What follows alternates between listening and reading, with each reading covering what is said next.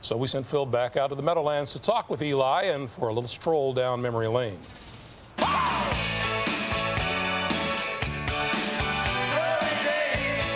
You know, Eli, I sit here in Giant Stadium here on the field, and I got to ask you a question. What's it like to play out here and to follow a legend, a guy that played out here and did so well? And, you know, what's it like following Boomer Esiason?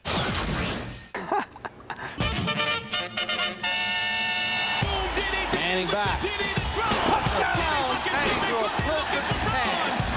This year, the hype has died down, and now you're Eli Manning, the Giants quarterback. I have an idea of what I'm doing. I'm not perfect. I'm still making mistakes, but just with protections, with the routes, what's expected, everybody seems to be on the same page, and it's not just me. The line is blocking well. The receivers are knowing what they're doing, so we're just more comfortable as a team. Is it easier the second year being in this area? It is easier the second year. I have a feel for everything, feel the city, just kind of know my surroundings a little bit, know how to drive around. New Jersey is the hardest place to drive around. It's a lot different from Oxford, so I finally got that figured out. If you watch the Giants, there's always somebody next to you all the time. Jeremy Shockey's always, what's he telling you on the sidelines all the time? I think he's saying, I'm open, just throw it to me. To the goal line, touchdown! What a catch by Shockey! As a quarterback, you like your receivers coming back saying, I'm open. I've never had a receiver come to me saying, I've been guarded, hey, I'm not open, don't throw it to me. And if they came back saying that, I think something's wrong. So, he's been playing well, and he's been a big part of this offense, so we got to keep him happy, keep feeding him the ball and get him in the end zone. Plexico Burress, I got to bring him up, because when you watch you guys play, he's such a central figure in what you're doing. Touchdown, Plexico Burress! He's such an athlete, and he's a physical mismatch for so many players where if we feel we have one-on-one with him, we got to give him a shot. Running curls, running fades, just throw it up, give him a shot, he'll make a play for you. So I like that as a quarterback. What about the Denver Broncos? Look at their defense. What makes them so good? Well, they're on blitz. They're going to get their sacks, or they're going to make some plays, but hopefully we can get more than they do. You and Peyton growing up, is it hard to believe sometimes that both of you are in the NFL together and playing? It really is, especially in those pickup games. He never let me play quarterback. I was permanent center, so that's one of my first football memories with Peyton. So it's coincidental that we're both here. We talk football, and we talk and tell each other what kind of what we're doing that week, what's going on, and if we play a team we both played before, you have an idea what they're doing. So it's been fun for me. From what I hear up here, it's important that the quarterback is happy. And Eli Manning is looking pretty pleased these days, and he gets Plexico Burress back today. And so is Phil Simms, by the way. Thanks, Phil. Always taking a shot at me anytime he can. But I will tell you this, that today it's a different story because they're going to be playing against one of the better all-around teams in football. Good kickoff team, good field goal team, good punt team, very good defense. 63 pressures. They only have 8 sacks, but 63 pressures the Denver Broncos have on defense. And I think Eli Manning saw that on the film against the New England Patriots. There's going to be opportunities for big plays down the field, but I do like the Broncos this week at home in Giant Stadium. There you go. I think one of the best jobs this year in coaching has been done by Mike Shanahan and Gary Kubiak to convince Jake Plummer, you do not have to play great in order for us to win, but you can't play horrible either. He's done a great job of that. He's taking care of the football. They've run the football. And I think what you're going to see today, if Plexico Burress plays in this ball game, Lenny Walls, when he was in Pittsburgh, Lenny Walls matched up against him, shouted him all over the field, held him to 5 catches for 50 yards. I like the Broncos running the football, blocking Michael Strahan. I like the Broncos on the road. Well, Shannon, the last 3 years, the Broncos played well early in the year, 5-1. You know what? It's time. It's that time of the year. It's the time of the year where Jake Plummer starts throwing more interceptions. They start making mistakes, and he's done it the last 3 years. Now, I know he's done a pretty good job of that so far. I really do think with them going on the road, coming into Giant Stadium, Eli Manning plays very well at home. I think they got to get Tiki Barber more involved in their offense. He does a good job of spreading it around. Put some pressure on Jake Plummer, make him make some mistakes. The Giants will win. You know what? He came out firing today, didn't he? I'm firing, man. I mean, you've been all over the place. You upset about you didn't get to go get that ring on you. My party. It's time to take some quick hits. As always, use your buzzers only if you disagree. Stadium for the Broncos and the Giants. Hello, friends. Jim Nantz along with Phil Simms. Denver coming in here on quite a roll, having won 5 straight. Well, what they're going to find out here in Giants Stadium today, a Giants team that's upset because they lost a great opportunity last week down in Dallas. They feel like they should have won. So if you talk to the players, you read the papers, Jim, we did the interviews, they're mad. They should come out and play really hard. All right, Phil, and today's game is available in high definition. Good to have you with us. The Giants at 3-2, the Broncos 5-1. Giants win the toss. Willie Ponder is back to receive the kick. And it's Ponder across the 20 to the 30, cuts back to the sideline and near the 40 for an electric start. 36-yard return for Willie Ponder, who ran one back for a touchdown last year late in the season against Pittsburgh. Here's Eli Manning. Look at the numbers. Quite an upgrade in year 2. 10 touchdowns, only 3 interceptions. On that line, Kareem McKenzie, the former Jet, coming over in the offseason as a free agent. And Shockey with a stellar season to this point. He went over 100 yards receiving against the Cowboys in that 4th quarter alone last week. Giants come out firing, and it's Burris, who was questionable coming in with back spasms, but he gets the start, and he gains 8 against a Denver defense that applies a lot of pressure on the quarterback, but has not had a sack in the last 10 quarters. There's Trevor Price. He was in Brady's face all last week, but again, they never got an official sack. Linebacking core solid. Gold, Wilson, and Williams. And the secondary, Champ Bailey is back in there. He started last week. He has been set back with a hamstring, but he is in to get the game started. Tiki Barber trying to get just past the 49 for the first, and he has it. All right, Phil, what about your spotlight when the Giants have possession? Well, the Giants heard it so much last week. They didn't give the ball enough to Tiki Barber. So if you listen to him and the coaches, they plan on running him a lot today. The Denver defense, Eli Manning holds the ball a long time, especially on play action passes. They think they can get to him in those situations. So near midfield, the Giants with a first down. And that's Tiki Barber, his first fumble of the season, and it's recovered by Denver. Darren Williams knocked it loose. No, recovered it. It's Darren Williams with the recovery, as Tiki Barber had not mishandled the football all season long. When you get the first cool, breezy day in Giant Stadium, the football can be tougher to hold on to. What a job by Tiki Barber keeping his balance. But it's knocked out there. It looked like Foxworth that knocked it out. May have been Williams both on the recovery and the strip. Here he is from behind. Yeah, you're right. It could be, Jim. And that gives Denver possession at the 46 of New York. Starting out with Mike Anderson for a yard. So Tiki had averaged almost 8 fumbles a season, 02 through 4, and it took till his 97th touch of this season before he has his first. And it's recovered by the Broncos, and what a start here for Denver. Just their 3rd road game of the year, 4 wins at home, an opening loss at Miami, but an impressive win at Jacksonville, coming just 6 days after a Monday night victory. On the rollout, Plummer throws across to Alexander, and that ball is loose. Was there a whistle? Conflicting signals. They're going to rule him down. Carlos Emmons in on the hit. 3rd down coming up. 3rd and 7. And here is Jake the Snake. He has never won as a starter at Giant Stadium, coming here 4 times with the Cardinals. His line helping this Denver offense crank out a lot of rushing yards, leading the AFC in rushing. And Rod Smith had his best game of the season a week ago with the win over the Patriots. Need to get to the 36 for the first. Plummer with time, and again it's Alexander for the first down. Will Allen on the coverage for the Giants. give up the third down play right there. That was the killer last week against the Cowboys. Michael Strahan on the line. He's leaner, trimmer, faster this year. Emmons, Pierce, Bryson for the Giants in the linebacking core, and Will Allen in what is a young and vulnerable secondary for New York. Coach Tom Coughlin in his second season as the head coach here for the Giants. Again, the fake, the pass tipped at the line.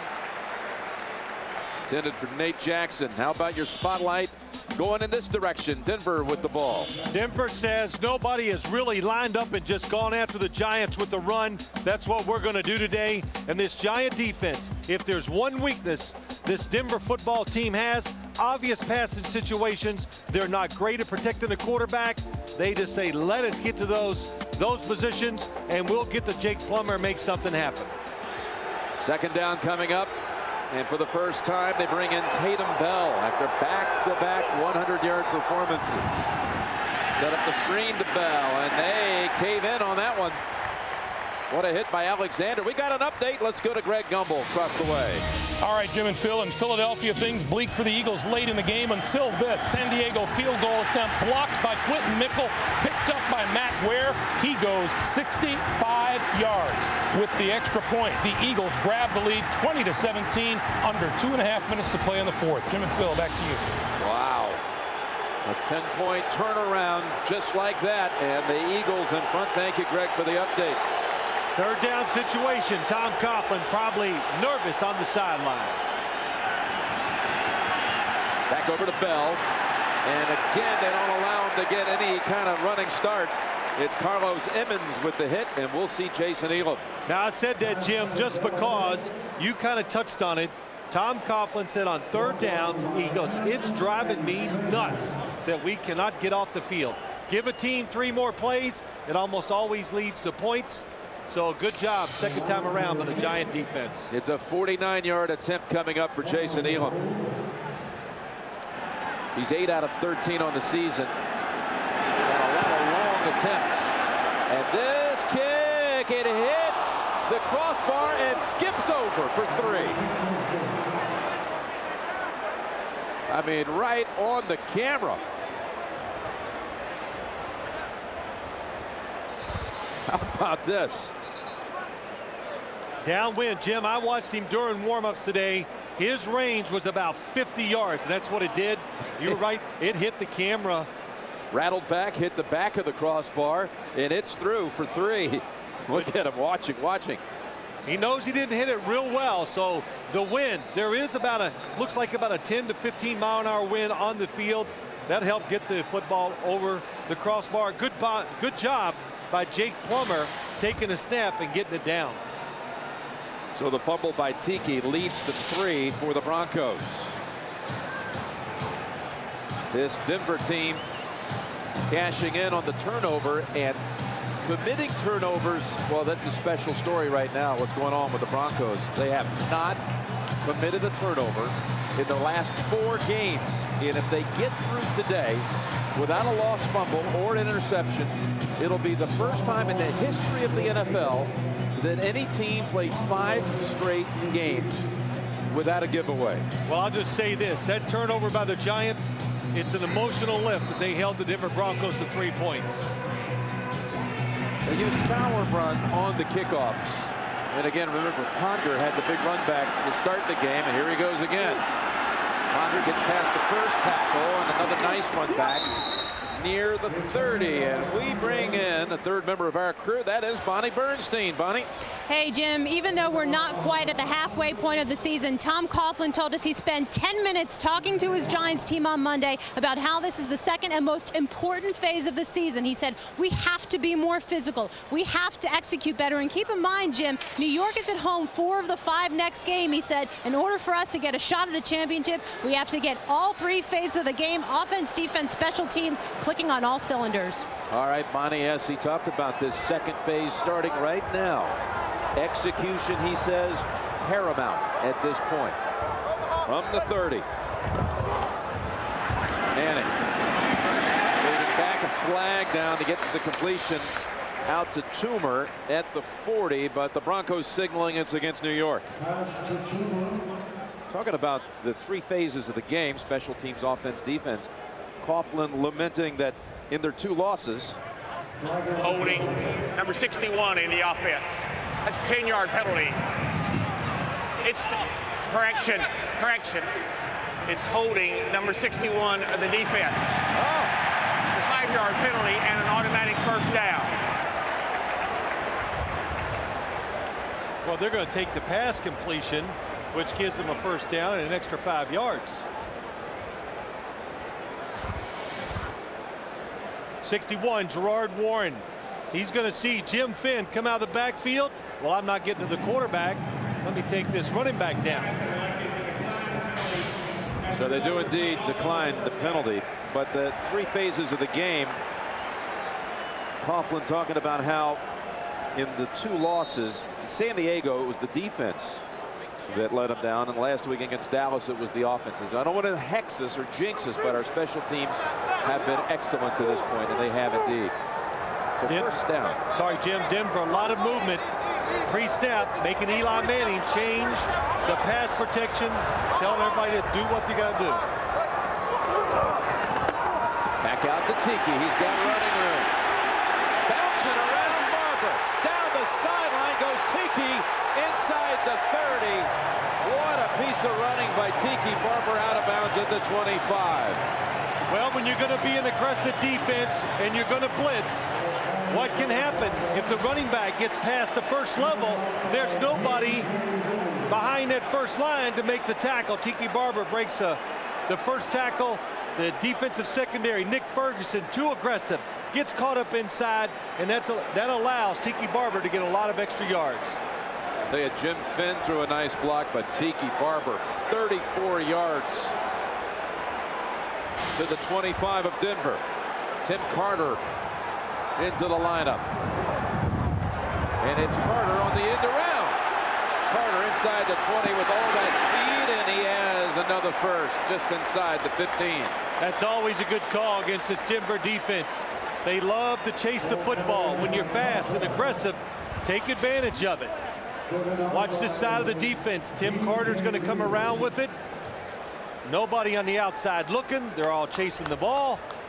And so that allows Carter to pick up a first down. Good job by Eli Manning, making a good fake inside, making the linebackers think he's handing it off to the running back. Another first down and a little slip, but Manning stays on his feet to give it to Barber. Slicing down to the 8-yard line. Got away from Darren Williams. Well, you can almost see it, the Giants being physical up front. They want to run the football. Good job by Chris Snee coming around the outside, sealing it. Gets Ian Gold, and Tiki Barber loses his balance, still able to fall forward for 7 yards. Well, this is the running game that everybody complained about that we did not see last week against the Dallas Cowboys. 51 yards rushing on this drive. We see Mr. Barber who gets the handle again. A flag is down as Barber inches toward the first down yardage. Holding number 67 on the offense.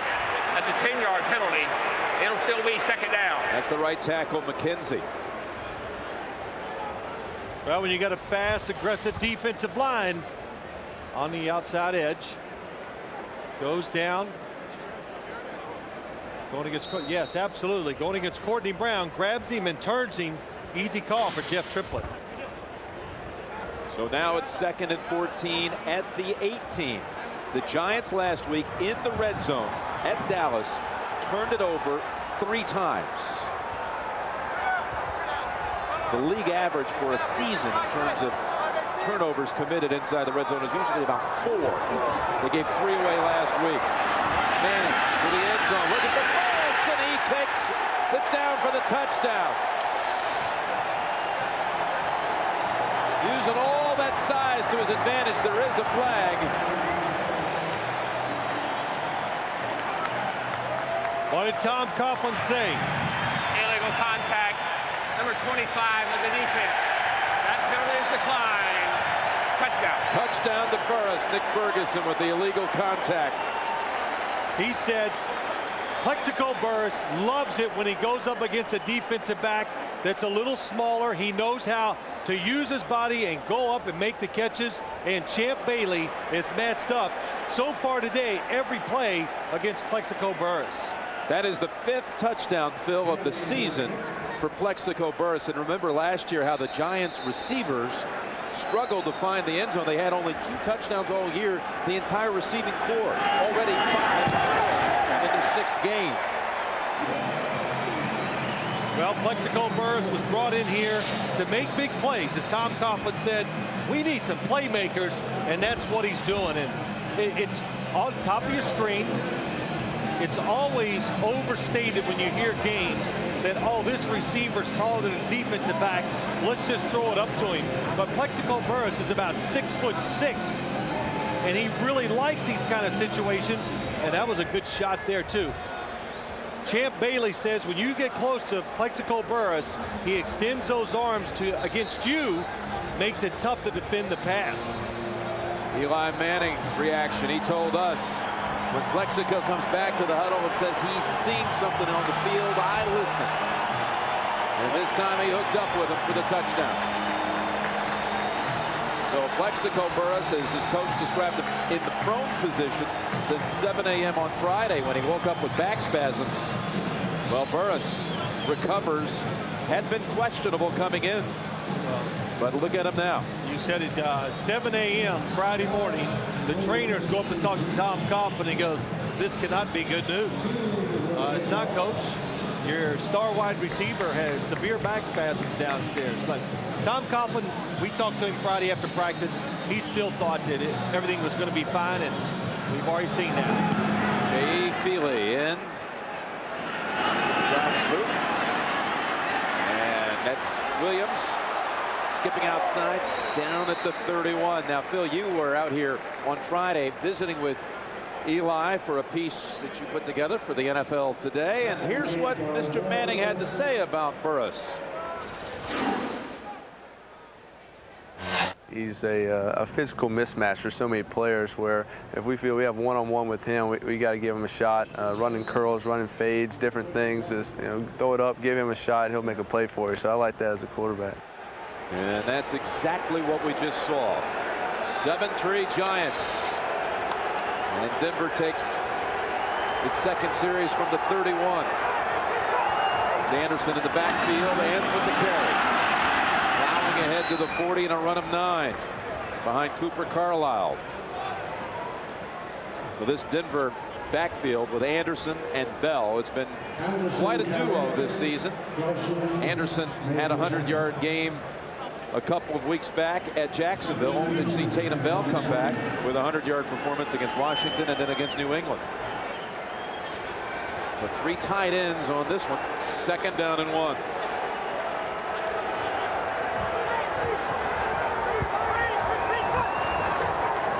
the 31-yard line, and he bounces away from the first contact, has the first.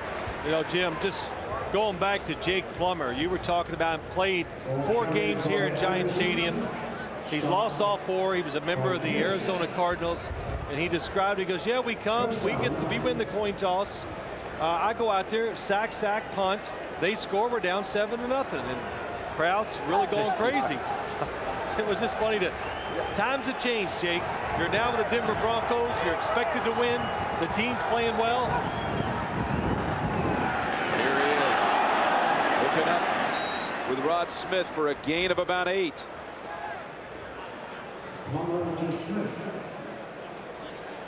We've got an update on San Diego and Philadelphia. Back to Greg. Jim and Phil, here's where any Charger hopes for a comeback ended in Philadelphia. Rashae Caldwell stripped of the football by Sheldon Brown.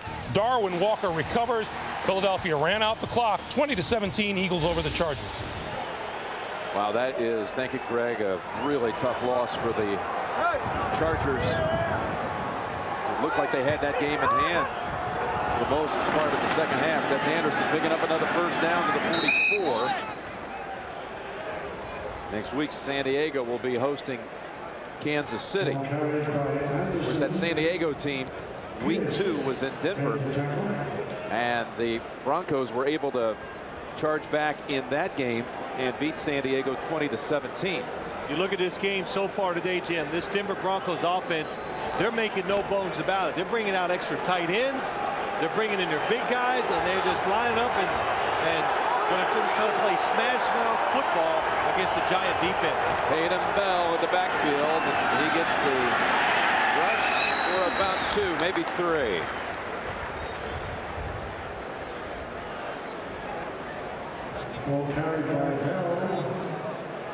We'd like to welcome those of you who just watched the Eagles pull it out against San Diego, 20-17. Jim Nance, Phil Simms, and Bonnie Bernstein here at Giant Stadium in New York.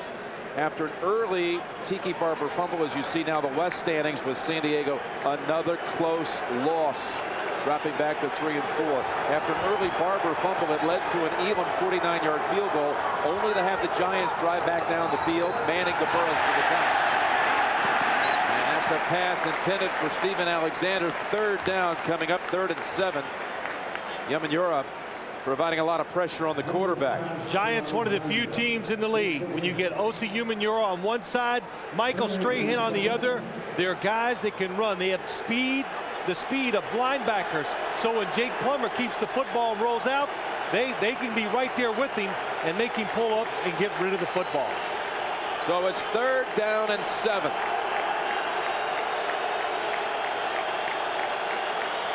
He sends Smith over to the right side. Bell in the backfield. Yamanyura giving chase.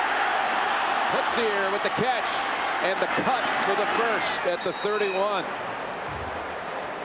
Boy, Plummer heads up. He had the Giant defensive end right in his face.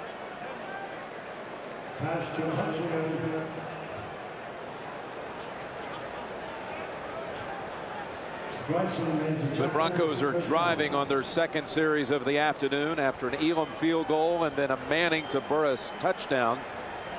The Broncos with 3 minutes to go in the first quarter with a 1st down at the New York 33. Anderson returns to the backfield, but it's Plummer looking right side. Catch made by Lely. Almost picked by Deloach. Well, Jake Plummer picked the wrong side to throw the football to, and he's very fortunate. Not only that it wasn't picked, that it's run back for the touchdown. Deloach to the top of the screen. Oh, and the football even curved. There is wind on the field, so you have to be careful. Quarterback going in this direction, throwing to his right. The ball will have a tendency to move left. He's trying to make a break for the football. Didn't expect it to come right to him. Boy, that almost ended that remarkable streak that is now 277 minutes without a turnover, as you see Anderson come up about 2 yards shy of the first. 3rd down on the way. You know, talking to Michael Strahan, you talk about when you're a defensive lineman, you go against the Denver Broncos, it's well publicized. Hey, they cut. Well, they don't do anything that's illegal. What they do is within the rules. And the key is Michael Strahan said, get your hands out in front, run with them, and then when you see the ball carrier make them move, push them out of the way, and then try to make the tackle. 3rd down and a short 2. And operating out of an empty backfield as Bell lines up a receiver at the top. And right through his hands. Ryson helped jar it loose. Nick Ryson has really played well at linebacker for the New York Giants. And in this situation, he is all over the running back. Tatum Bell, no chance, sees it, drives. Pretty good throw by Jake Plummer. And the Giants do a really good job. What did I say early? 3rd down situations. The Broncos are not real good pass protectors. Elam's already made from 49 in this quarter. It's Leach on the snap, Plummer on the hole. 42-yard try, this time well connected, and no doubt. Giants bend but don't break. 2 field goals by Elam, 7-6, New York.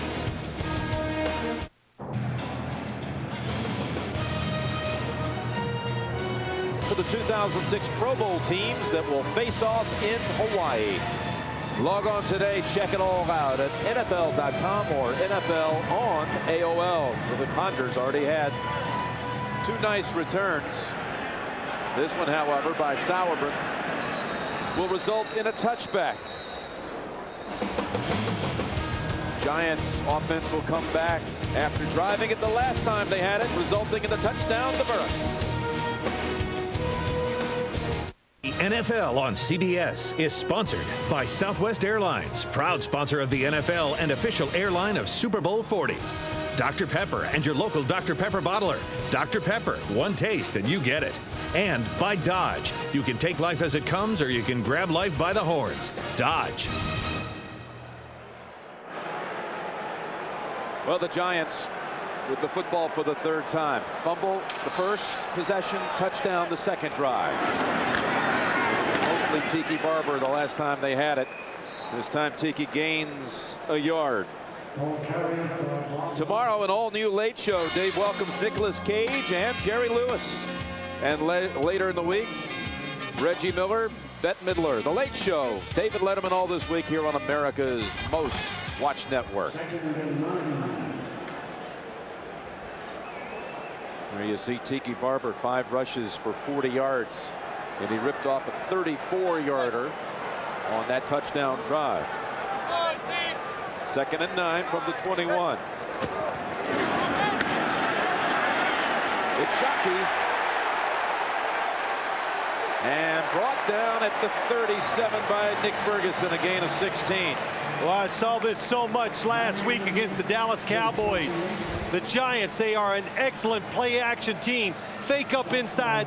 Jeremy Shockey coming across the field against the safety. I have not seen a safety yet this season that can cover Jeremy Shockey when he goes across the field. Manning, you see it there with our CBS Stat Tracks, has hit on his first 4 for 53 yards and a touchdown to Burris. On first down, back to the ground. And they wrap up Tiki for no gain. You look at this Giant offense, Jim. You got Jeremy Shockey, big and fast. You got Plexico Burris, big and fast. And you got a playmaker in the backfield in Tiki Barber. Tough to defend them. It's the end of the first quarter with the score, the Giants 7, the Broncos 6. We'll return to Giant Stadium after these messages. You're watching the NFL on CBS.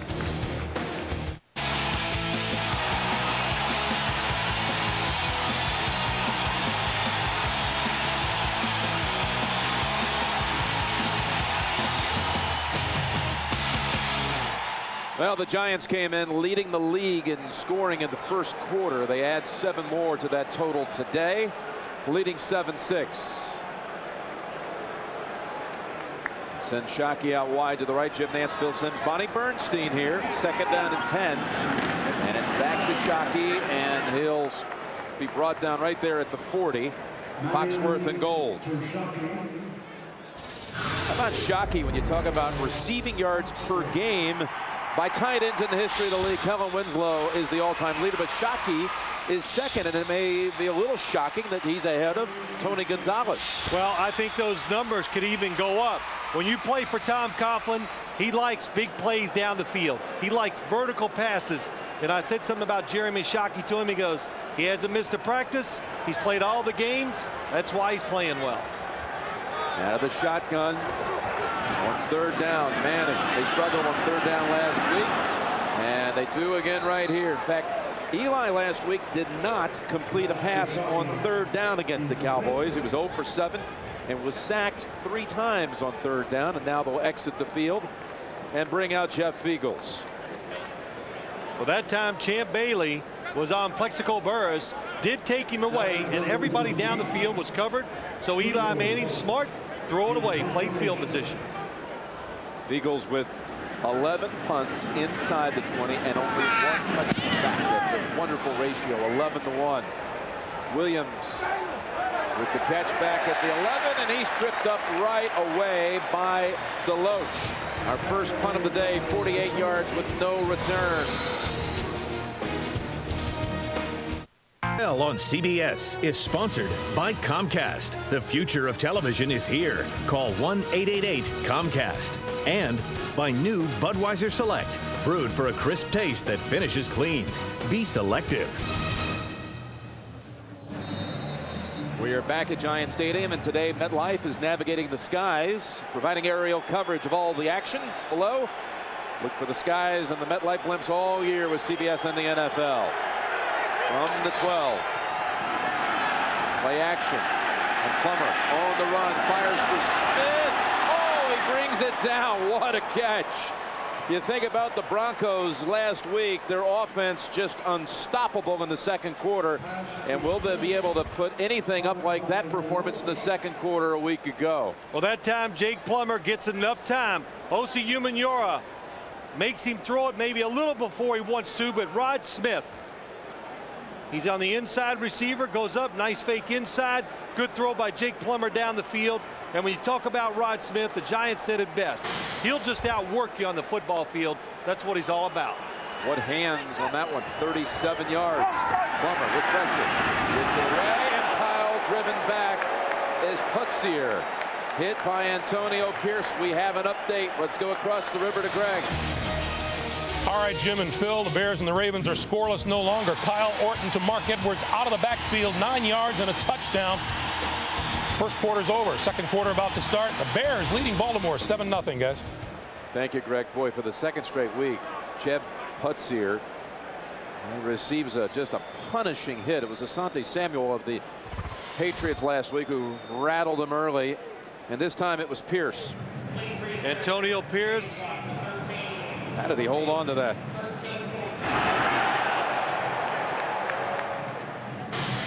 Well, he's getting used to it, I guess. So that's how he held on to it. I don't know if you ever get used to that or this, for that matter. This was last week, the Samuel hit. So out he goes. Mike Leach comes into the game as an extra tight end, and look at Mike Anderson rumbling for the first to the 33. I was talking, Phil, a moment ago about their second quarter performance, the Broncos last week. They piled up in that one quarter 247 yards, 3 plays in excess of 50, and 3 touchdowns. Is the most yardage by a Bronco team in any one quarter in the history of the franchise. It's all about running the football. They did it. They had a couple big runs, but when you run it the way they do, Jake Plummer on the play action passes, their first thought always is to throw it deep down the field, and they had 2 big ones last week. Look who's back in. Putzier is back in motion. Throwing a block for Anderson on that left side. And he's down at the 30. Again, Antonio Pierce in on the tackle. By the way, next Saturday, CBS Sports Spectacular. You'll see the roping and riding and wrestling at the Pace Pecani Pro Rodeo Challenge next Saturday at 1:30 Eastern Time on the CBS Sports Spectacular. Second down and 7. They hit you up with Anderson, and now they'll come back with Tatum Bell. This 1-2 punch, the physicality of Anderson, and the all-out blazing speed of Bell. Let's see if they go to him on 2nd and 7. They do. It's Bell with nothing to work with at all. Stacked up for no gain. Well, it was interesting. We talked to Tatum Bell last night, Jim, and you brought it up.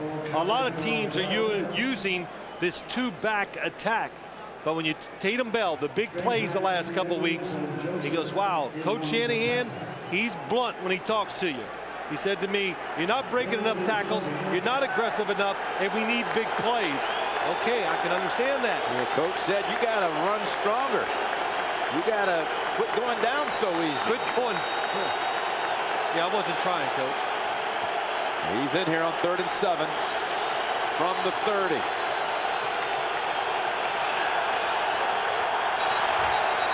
Giants coming in, and they stop the action. Flags thrown. Whistle sounding. False start. 78 offense. That's a 5-yard penalty. It's still 3rd down.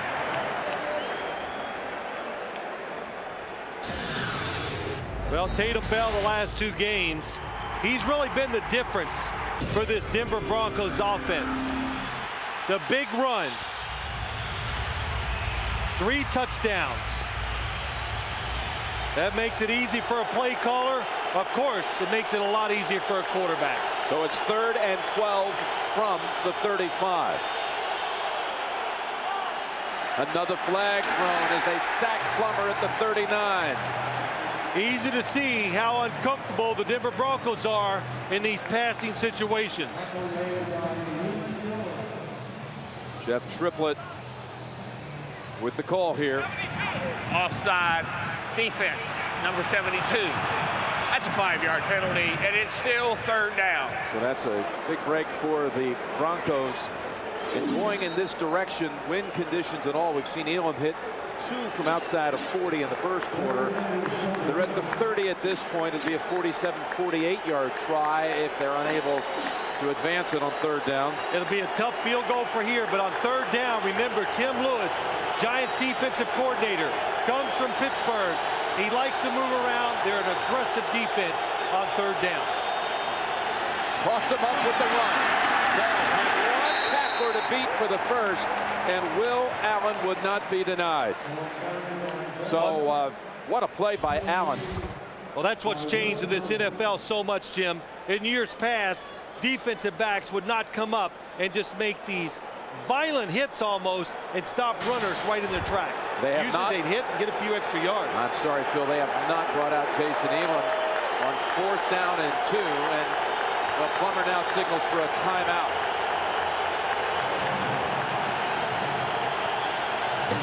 Fourth and 2. What will they do? We'll be back to Giants Stadium in a moment. At 4th down and 2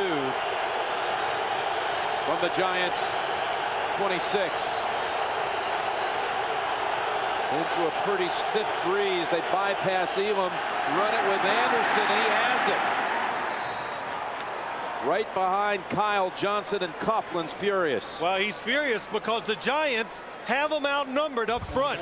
The Giants are playing run. They got 7 guys up, and there's not enough offensive players to block them all, but Jake Plummer sends it to the left side. That was his best chance. Tom Coughlin, he lives and dies with every single play on the field. Well, he talked about it's driving me nuts on 3rd down. 4th down's even worse, as it's Mike Anderson. And wrapped up that time by Antonio Pierce, who's in on a lot of plays. We remind you, coming up, the Sprint halftime report with Greg and Dan and Shannon and Boomer. All the scores and highlights here week 7 coming up on the Sprint halftime report. You know, very seldom do you read in the Denver papers, or do you hear anybody around the league, Jim, talk about the Broncos and go, well, they're not patient enough with the run. You know, all the numbers. One thing Mike Shanahan's going to do, they're going to run the football, and they're going to try to stay with it. They run it. Anderson sidestepping the first pressure. He gets to the 10. It'll be 3rd down and 2. Now, Plummer, he wasn't aware of this last night when we mentioned it to him. The last 10 passes he has thrown in the red zone, Jake has completed the last 10 attempts, and 6 of them have gone for touchdowns. And you know what? I would bet at least 4 or 5 of those 6 touchdown throws are the little rollouts, and he's throwing them to somebody who's wide open. In fact, I know a couple of them were because I saw it. I saw it last week with Kyle Johnson. Here he is again, a little rollout. It's 11 straight completion, not a touchdown, but a 1st down at the 5 to Putzier. So 1st and goal to go. Play that everybody's trying to run right now. Putzier is going to come across the formation, play action fake to the right, and you try to catch the defense running into each other. The Giants alert for it. They hustle. Good job of running by Putzier. Rod Smith to the right, Alexander to the left. It's Anderson, the tailback, behind Kyle Johnson. It's Mike Anderson, no gain, right into Michael Strahan and William Joseph. You know, Jim, you say Michael Strahan, he gave us the description of the Denver Broncos offense. Well, they only do run right, run left, and Jake keeps it on a boot. He goes, that's it. That's their whole offense. And I kind of thought, I said, yeah, that's about right. He says they make you disciplined playing against them, against that offense. That's right. You cannot chase the football. You can't break your assignment because they run it, and they run reverses to keep you honest, and they move the quarterback to keep you honest. They got Tatum Bell in now, and it's Bell with the handle for only a yard. So 3rd and goal coming up, but there is a flag.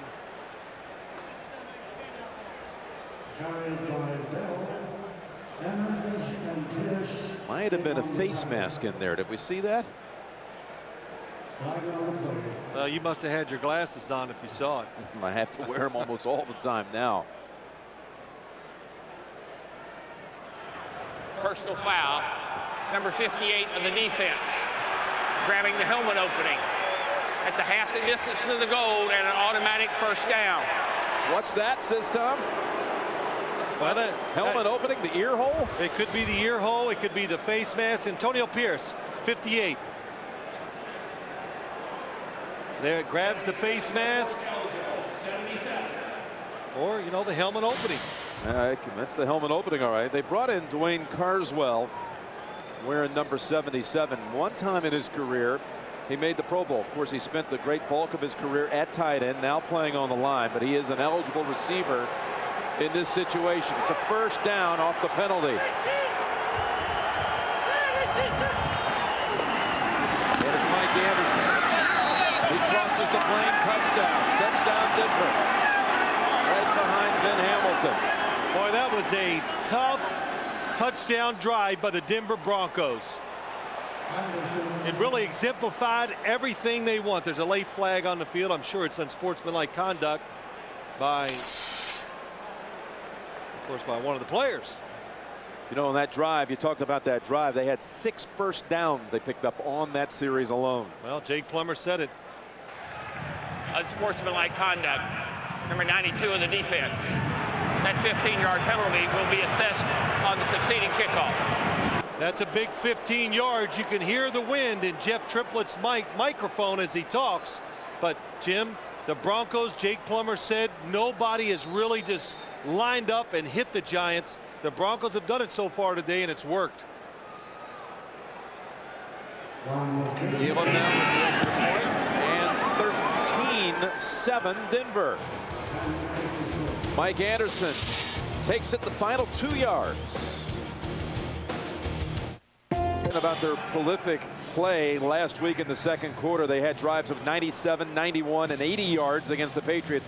And here they go 87 yards. Anderson the last 2. It all started with a 37-yard pass play to Rod Smith.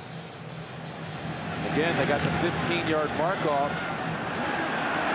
And this ball goes out of bounds. The Giants get it right back, if you will. A break, that is. They'll be able to bring the football out to the 40-yard line. Trying to figure it out. Sauerbrunn. Ball will be placed 30 yards from the spot of the kick. 1st and 10, Giants. Well, actually, it'll even be better than that, yes. 13-7, Broncos lead it. To add some clarity, the Giants will have the football at the 25 since the kickoff happened at the 45, not the 30. Because of the personal foul. Well, first down and a play action fake. Manning hit when he throws it, and look out. Almost able to come back for it is Darren Williams. John Lynch on the blitz. We saw this last week against the New England Patriots. John Lynch will blitz from really far back, not even in your picture so far. Then he comes in and gets a hit at the last second. We talked about it. The Broncos think they could get to the quarterback. You saw how long it took for Eli Manning to get the pass off that time. Again, Denver putting a lot of pressure on the quarterback, but not able to get a sack now in 11 quarters. Tiki for about 4 yards. 3rd down on the way. You can visit CBS Sportsline tonight for a complete wrap-up of all the day's action. Jason Horowitz will be there, and Pat Kerwin expected to appear. Pat Kerwin. Yeah. All right. With all the rundown of the day, the highlights on CBSSportsline.com. Hopefully he'll be there. He wasn't at breakfast this morning. Oh, that's right. He was supposed to meet you. Well, Jim, don't take it personally. That happens to you a lot. No show. But, you know, I'm just saying, you know, I played here for 15 years. I find the crowd today to really be quiet and not into what is going on so far. 3rd down 7. And again, Broncos giving them a lot of looks. Here comes the heat. And the pass there's a flag now picked off by Lynch. Now Plexico Burris likes to put his hands on defensive backs. Nope, it's against Denver. Wow. That's a big break, but again, Good pressure hitting the quarterback by the Broncos. Warren was in on the quarterback. Pass interference, number 52 of the defense. That penalty is declined. The result of the play is a first down. Gerard Warren, number 61, he makes a hit. Top of your screen, Plexico Burress. Oh, man, that was evident. That couldn't have been the penalty. He pushed off against Champ Bailey. But they called the penalty on Ian Gold. That was really a good illustration of what Plexico Burress does. Champ Bailey says. Well, they created some confusion out here. Yep. John Lynch ran over to an official looking for an explanation. But now everyone settles back in. Lynch getting back in his position. And now the officials are witnessing the challenge flag out. Well, Mike Shanahan saying the football was tipped. So if it was tipped. And that was what Lynch was doing. Lynch ran over to the sideline to tell Shanahan, let's challenge it. Denver is challenging that the pass was tipped. Now, you remember a week ago, Phil, it was Lynch who ran over after a David Gibbons catch and said to Mike Shanahan, he didn't catch it. Let's go ahead and challenge it. And they won the challenge.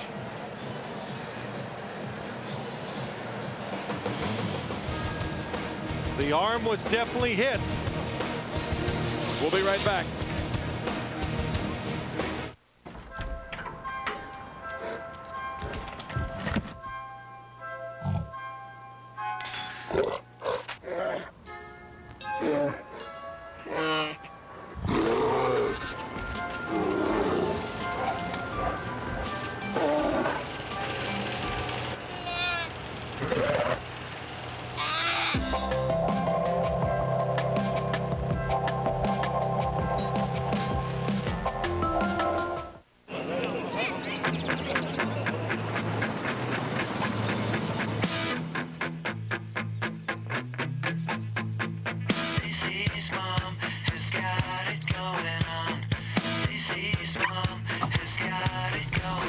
Burger King BK Chicken Fries, now available in a 12-piece. Have it your way at Burger King.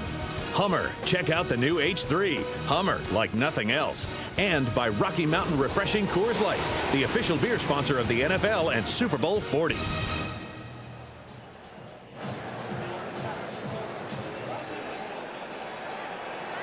Well, Jeff Triplett is looking to see if the football was tipped. Watch Eli Manning as he throws it. It's close. They hit his arm. But they must hit the ball. And I don't see anything on that replay that's going to make the officials or Jeff Triplett change his mind. Boy, that's a tough shot.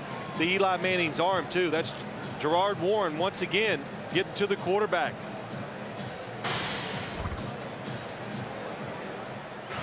After reviewing the play, the pass interference occurred prior to the ball being tipped. Therefore, it makes no difference. The pass interference occurred first. So therefore, the ruling on the field stands of the pass interference call, not an interception. Denver is charged a timeout. That leaves the Broncos with one timeout. The Denver defense now has gone 111 pass attempts without a pick. They thought they had one there. Well, too, I didn't even think about Plexico Burress, of course, tips it, but it was quite evident that all the action took place before he even reached out to try to catch it. But Champ Bailey, excuse me, Jim, but Champ Bailey did talk about, just as the ball's coming, that Plexico Burress will push off. Inside of 5 minutes to go in the half, and Tiki Barber tries the right side for 3, maybe 2. Let's get an update. Back to Greg in New York. All right, Jim and Phil, if you heard an earlier report elsewhere that Randy Moss wasn't playing today, it was dead wrong. Moss on the receiving end of a touchdown pass from Kerry Collins, 22 yards. The Raiders lead the Bills 10-7, 9.5 to play in the first half. All right, thank you, Greg. You know, the word out of Oakland this week was that Randy Moss was trying to show a lot of leadership to his teammates, downtrodden at 1-4 and playing through a doubtful listing on the injury report. He plays and gets the touchdown. Thank you, Greg. Second down, 8 here for the Giants. And down the sideline, back to Burress. Another flag down. Burress, and there he's brought down by Lynch by the shoestrings at the 15. Boy, the Giants really did a good job of getting ready or picking up the blitz that time and allowing Eli Manning extra time. And the Broncos. Boy, look at the Broncos. They are mad because they know there's been quite a bit of shoving going on, and they've been at the wrong end of all of it so far. Burris just dropped to his knees as he gets the early indication it might be on him, I guess. There are 2 fouls on the play. Pass interference. Number 47 of the defense. There's also pass interference. Number 17 of the offense. By rule, those penalties are all set. Repeat, second down. That play never happened.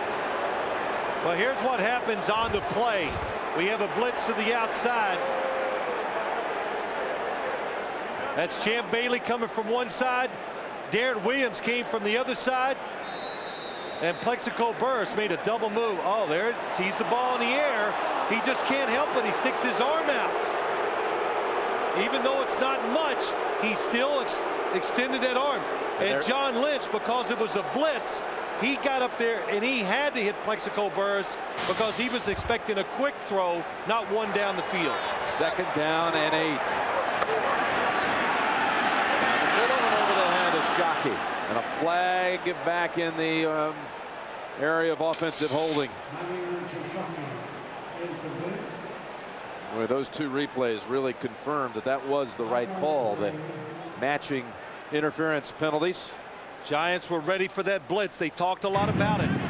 There is no foul on the play. Third down. Well, next Saturday, it's a big rivalry. Georgia and Florida. They'll meet again.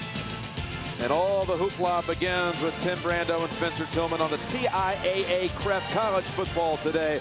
All the pageantry of Florida and Georgia coming your way next Saturday here on CBS.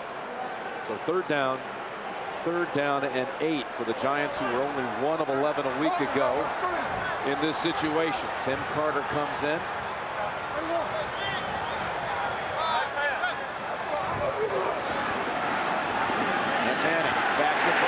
The first this time, and another flag thrown in on the back end of it. Champ Bailey claps his hands. Holding on to defense. Champ Bailey, he was sure it was going to be against Plexico that time.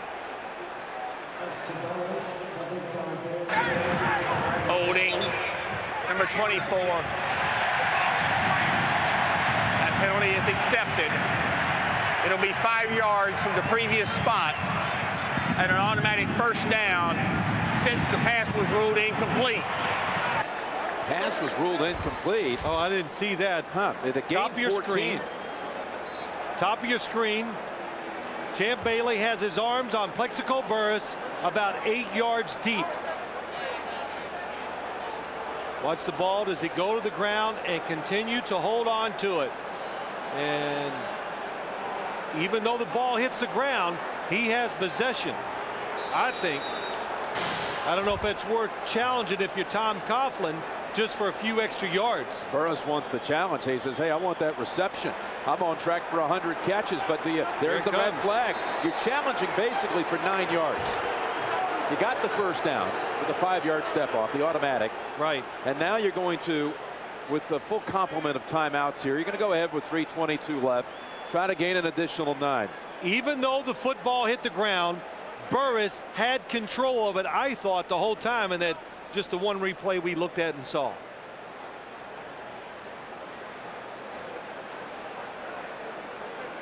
Well, I tell you, you can see how big he plays. New York, the Giants are challenging that it was a catch. Again, the Giants want to say that Burris made the catch. I mean, look at this. He's got a hold of it here. Got the hand underneath. Even though it's squeezed against the ground, that's okay. That is legal. We'll be right back to Giant Stadium. Plexico, glad his coach challenged here. He wants to catch the 14 yards. And Phil, you've had a couple of looks at it. What do you think? I say that right hand keeps control of the football. I know it's tough, but that's the rule. after reviewing the play. The receiver did not maintain possession as the ball rolled out onto the ground. Therefore, it is an incomplete pass. However, the 5-yard holding penalty on the defense does stand.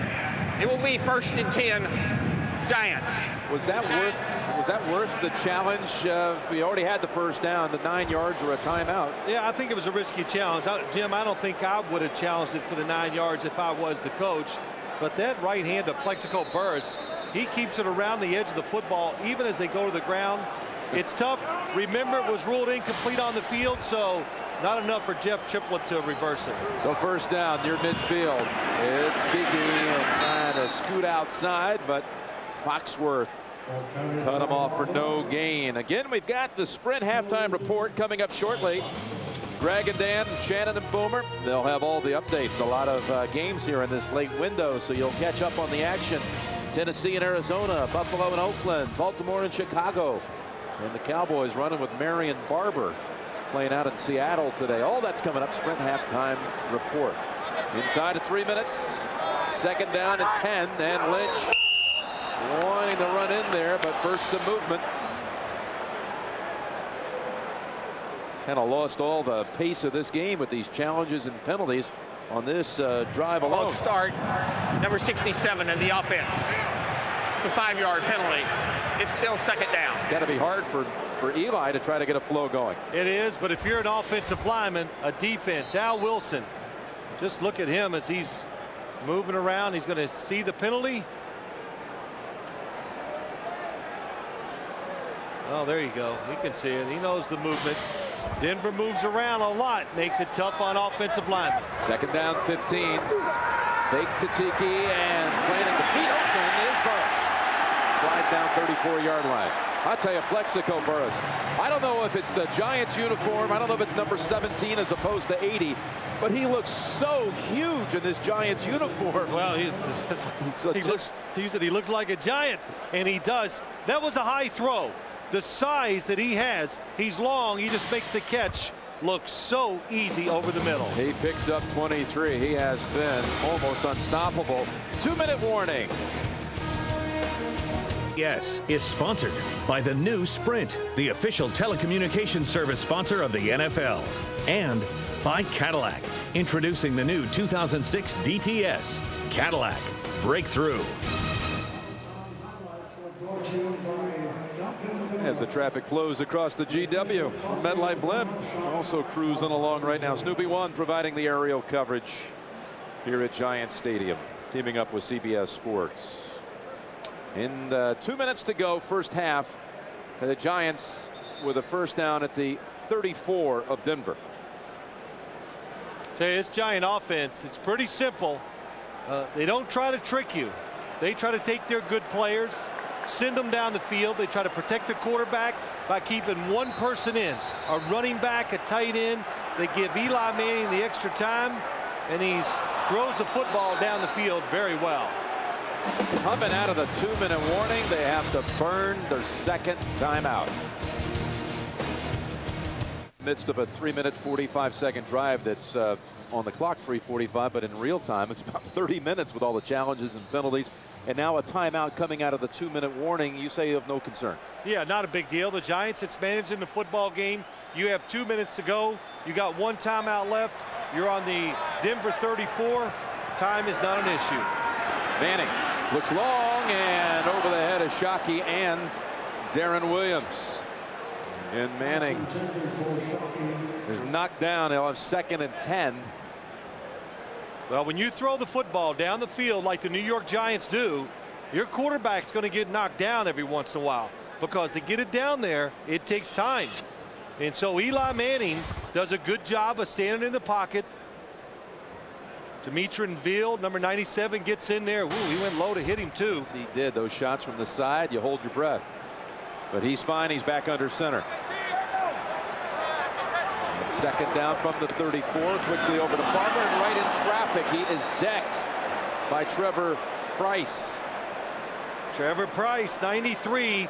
Probably the best pass rusher the Denver Broncos have. We talked to him last night, and what would you say, Jim? He's begging for a sack. Just begging. He leads the league, I think, in quarterback pressures, but he can't get that official first sack. I know this. He said he grew up, he was born in Brooklyn, went to Michigan for a couple of years, 1 year to Clemson, 4 times in the Pro Bowl, and a Giants fan as a kid. Loved Lawrence Taylor and number 11, Phil Simms. 3rd down and 10. And Eli with more pressure, just throwing this one away. As the pocket collapsed, Warren. Well, when you play a blitzing team, the Giants, we've talked about the skill so many times, they will beat defenders one-on-one, but that time nobody opened down the field. They'll bring out Feely for a field goal try outside of 50 yards. He is one of only 5 kickers in the league not to miss this season. 10 for 10 field goals, including a 50-yarder. This will be 52 yards. And timeout called by Denver. Actually, the Giants charged with that one. Here's Michael at the foul line. He shoots over Elo. No good. Michael misses. Cleveland win. They're waving beyond the horizon. If you're a fraction off. Is on the career, but Feely, one of the special teamers who has excelled for Coach Tom Coughlin this season, again without a miss. This one will test him though from 52 yards. Keel to snap it back. Fiegel's on the hold. And Feely drills it. Beauty. And it's long enough and good. 13-10 Broncos with 1 minute 3 seconds to go in the half. Is insane. Don't miss a new episode of Sunday's hit drama Cold Case. It's coming up tonight here on CBS, America's #1 network. Well, the Broncos will have some time here.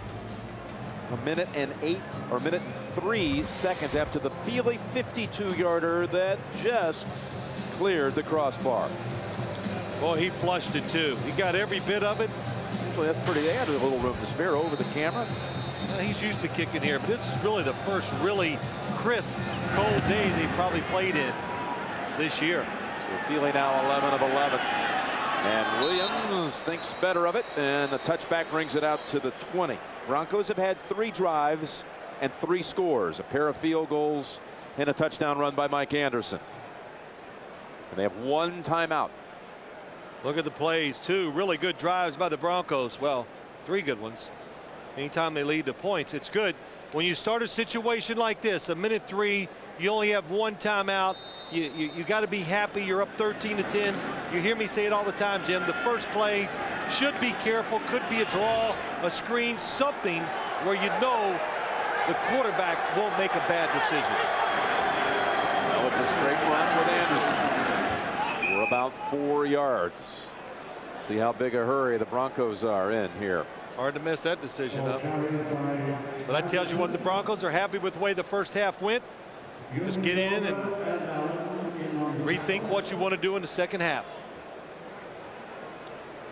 Well, they ran 30 plays to this point, 13 of them coming on the touchdown drive. Talking about Denver. That offense has been off the field for a long time. That chopped up series by the Giants that netted 3. Back to Anderson. He's about a yard shy of the first. And 20 seconds to go and no timeout. So they're going to let it go. That'll be it for the half. We'll all head in. 13-10 Denver at the intermission. Manning with a touchdown pass to Burris. That touchdown drive set up by the long run by Tiki Barber. Burris in that half, 3 catches for 49 yards, a touchdown, plus he drew a couple of pass interference calls. Sprint halftime report coming up after this message and a word from your local station. You're watching the NFL on CBS. CBS Sports presents the Sprint Halftime Report. Sprint, together with Nextel. Yes, you can. Hi, everyone. Welcome once again to our studios here in New York for the Sprint Halftime Report. I'm Greg Gumbel, along with Dan, Shannon, and Boomer. We'll run down all the scores and highlights for you around the league as they occur to date. Halftime, Cowboys leading the Seahawks by a score of 7-3 on a Drew Bledsoe touchdown pass to Keyshawn Johnson. 7-3 boys at the break. Shannon, Buffalo and Oakland. A lot of people didn't think Randy was going to play. I was not one of those people, because here he is on the end of a 22-yard touchdown pass from Kerry Collins as they tied this ball game up 10-10 in the second quarter. Boomer, Denver and the Giants. Yeah, not a lot going on in this game. Quarterback's playing well, but Mike Anderson takes it in for the 2-yard touchdown run. Jay Feely kicks a field goal at the end of the half. Denver by 3. Shannon, Tennessee's in Arizona. Yeah, Billy Bowles back to pass here, throws a pass for Brandon Jones. It's deflected up in there by James Darling. Where'd it go? David Macklin has it. He comes out of the pack. I guess Tennessee doesn't know he has the football, so he's going to run down the sideline for a 60-yard. Touchdown. As they tie this ball game late in the second quarter. That is the score at halftime. And Dan, Baltimore and the Bears. And early in this game, Kyle Orton rolls out. Nice play fake. He finds Mark Edwards for an easy touchdown for the Bears. Close game. By 1 at halftime. Now, earlier today, Indy and Houston. And Peyton Manning, solid day. The Colts, 7-0 on the season. Best start in franchise history. Charger sets up for a field goal, but Quentin Michael says, nope, not so fast. Matt Ware picks it up, goes 65 yards. Donovan talks about the defense bailing them out on this one, Greg. Not every time it's going to be so perfect, or it's not going to be clean. And our hats off go off to our defense, especially. They did a great job of winning this game for us. Portis runs for over 103 TDs. Brunell, 252 and 3 TDs. And the Redskins roll to 4-2. And the Rams overcome a 14-point deficit. Jamie Martin gets his first career win as a Rams quarterback. Willie Parker's back at it again, 131 yards, 1 TD. Ben Roethlisberger, 9 completions, 2 TDs. Pittsburgh's back in charge in the AFC North. Detroit runs 71 plays. Cleveland only ran 45. Jeff Garcia takes it in for a 1-yard run as they win 13-10. Brett Favre, 2 touchdowns on the day, and it comes down to the kickers at the end. Ryan Longwell, he ties the game with a 39-yarder. Then Paul Ettinger, 56 yards for the Vikings to win the game, and Tice talks about the win. I thought they practiced with better emotion all week. I thought they studied better and harder. I thought they heeded my warning and stayed home and off the streets. That sounds like us. Vikings improve to 2-4. The Packers fall to 1-5. The Sprint NFL on CBS poll, which of the following young quarterbacks could be the first to win a Super Bowl? 48% of you say it's Ben Roethlisberger of the Pittsburgh Steelers. Thanks for joining us here on the Sprint Halftime Report. Back to the second half of your game after this. CBS Sports presents the Sprint Halftime Report. Sprint, together with Nextel. Yes, you can. In the small college town of Mercier, the people are about to Well, the Broncos looking for a 6th straight win. They lead it at halftime here at Giant Stadium, 13-10. A couple of Elam field goals from outside of 40 yards. Feely hit one from 52 for the Giants. As for the touchdowns, Plexico Burress has one for New York. Mike Anderson for the Broncos, and we'll continue after this word from your local station. You're watching the NFL on CBS. Look at the pass, and he takes it down for the touchdown.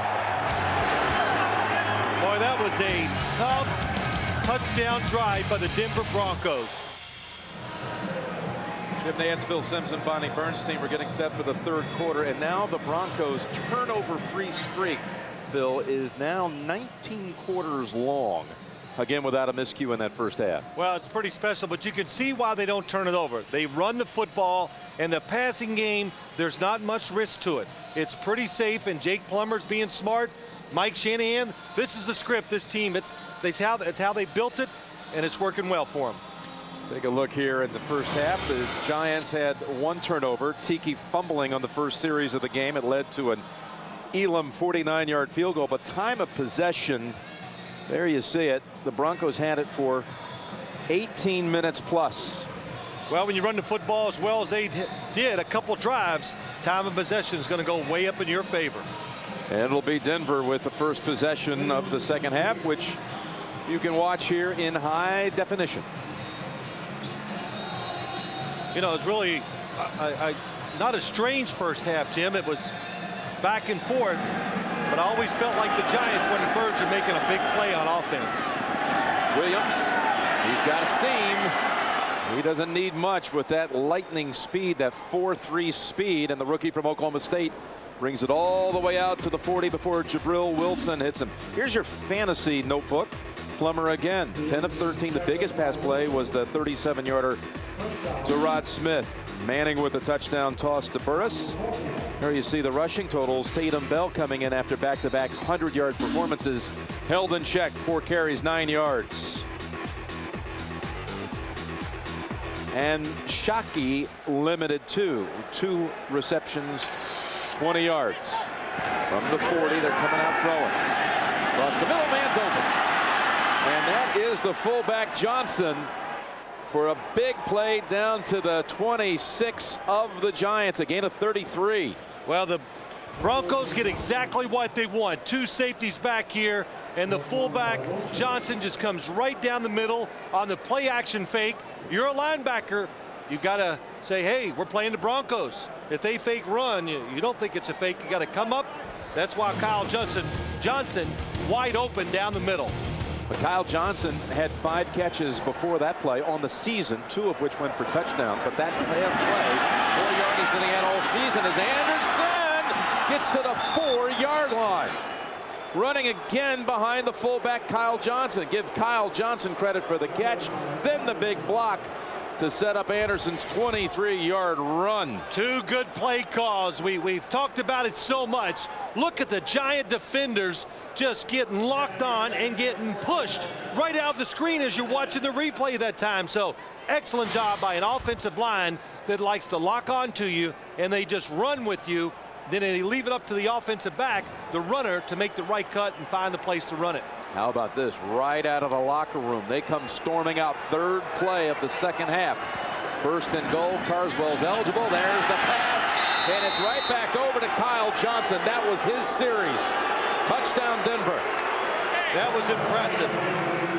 They caught him with the play action pass on the first play, then the run blocking on the second one, and this is what you expect from Mike Shanahan.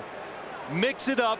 Play action pass is what they live by in the throwing game, and it worked well twice on that drive. Pretty good little riding a horse or whatever that's called. Not bad. And that's what it was. Took them only 3 plays. They're in. Kyle Johnson. The big pass play to open up the half. The big block to open up Anderson. And then the touchdown catch. And Denver now has doubled up the Giants. 2010. How about Kyle Johnson? His 3rd touchdown catch of the season. 3-play drive. That's all it took. After a big run back by Williams out to the 40, they cover the 60 yards quickly. And into the wind, the kick only comes to the 14. Ponder will set up the Giants at the 40 as well. Well, Jim, let's go back and look at that long run, which I thought was a key to this drive. Watch William Joseph and watch inside as the Denver offensive linemen just lock on to the players. Kendrick Clancy gets stuck, and then Kyle Johnson down the field knocks Will Allen down. Just the blocking by the offensive line and then by the fullback allow the long run by Denver. There is a player shaken up on the kick coverage. It's Keith Burns of Denver. We'll be right back. NFL on CBS is sponsored by Southwest Airlines, proud sponsor of the NFL and official airline of Super Bowl 40. Dr. Pepper and your local Dr. Pepper bottler. Dr. Pepper, one taste and you get it. And by Toyota, a little gas goes a long way. Toyota, moving forward. We're back with the Giants' first possession of the second half after giving up a quick touchdown to the Broncos. Manning over to Tiki Barber, and he is tripped up after 7 yards by Darren Williams. And let's check in with Bonnie.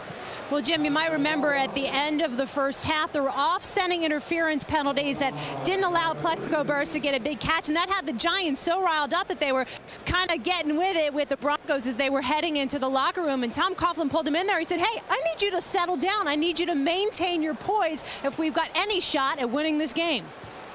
All right, Bonnie, and he certainly didn't expect that kind of reaction out of the locker room by Denver as Price knocks down Barber in the backfield. That can happen when you play this Denver defense because they move, they stunt. They don't just take the blockers on, they try to run around them.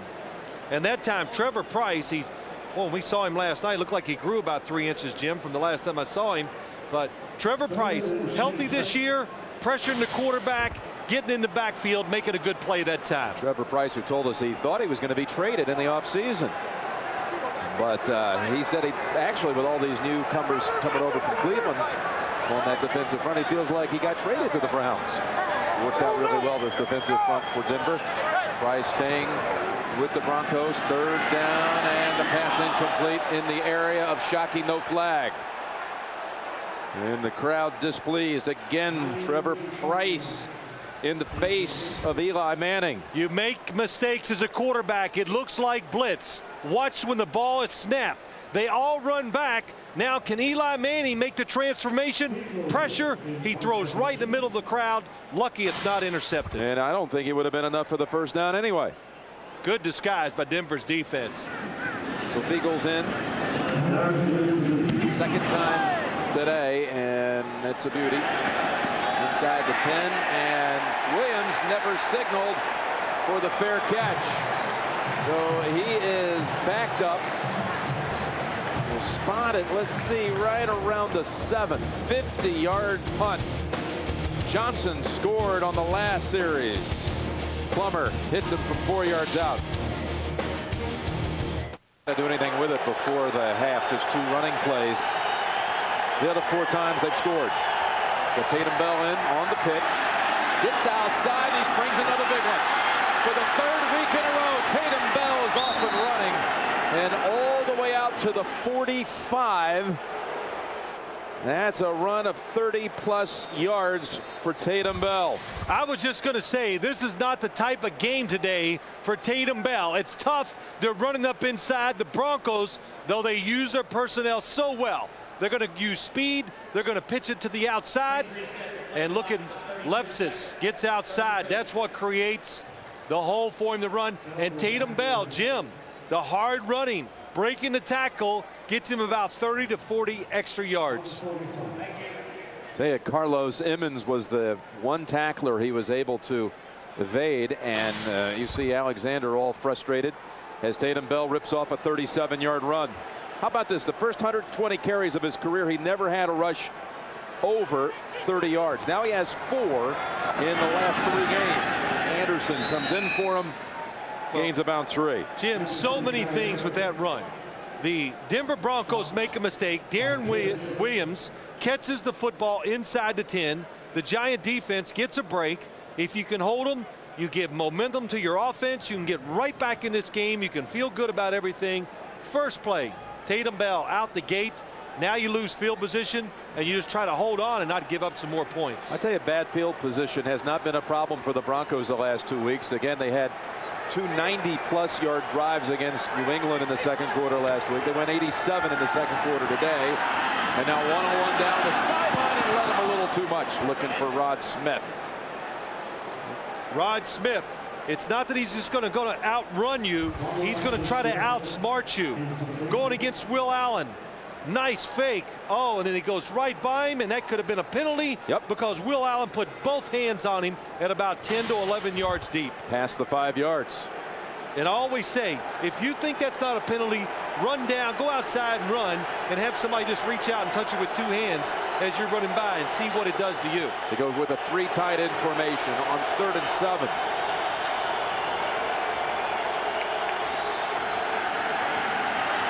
Plummer down the field, and Laley was the target, almost into the arms of Alexander.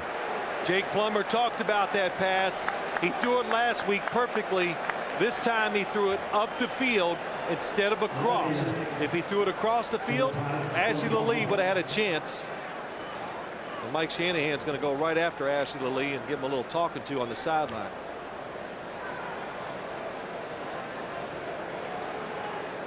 What's he saying here? You know, what happened? He didn't think he was giving it his all, and I don't think he was either. Todd Sauerbrunn with his first punt of the game. And it's inside the 20. Fair catch at the 12 by Chad Morton. 39 yards. That got the job done. Sauerbrunn. 2010 Broncos. On CBS is sponsored by IBM. Become an on-demand business. IBM can help. And by Miller. There's good enough and there's better than it has to be. Miller. Good call. The beautiful sun-setting autumn skies here outside Giant Stadium in the MetLife. Blimp Snoopy 1 under the command of Captain Jeff Kapik. Piloting Snoopy as here we go with the Tiki Barber on first down and bounced out for a gain of about 4. How about the Giants' 5 possessions today, Phil? Well, it's not been a work of art, that's for sure, Jim. The one good drive, 5 plays for 70 yards. They made it look easy. But what I've noticed, the Giants, we've shown some numbers. The fact that they're not running the football, Denver is now backing off on defense. When they back off, it's going to make it much harder to throw the football down the field. That's John Huffnagel, offensive coordinator. Second down 6. And Eli over the head of Toomer. That was a good job. Eli Manning, I noticed it when I watched him on tape, and I've seen just about every single Giant game. His first thought is to look for Plexico Burress, and that's a good thought. But this time, the Denver Broncos, I told you, they're dropping back, and you can watch the linebacker gets right underneath him, nowhere to throw it. And by the time he comes to the other side, it's too late, because look, nobody underneath Amani Toomer, but Eli Manning chose Plexico Burress' side first. Eli hit his first 5 passes of the game, but 3 of 10 since. And the third down play. This time Toomer snags it. Beautiful reception by Amani Toomer, who has a history against the Broncos all the way back in '98 when the Broncos came in undefeated. It was Toomer who beat him in the end. Look at this catch. Well, Ebenezer Ekubon gets to the quarterback pretty quick, but when you throw footballs like this under pressure, it's going to lead to mistakes.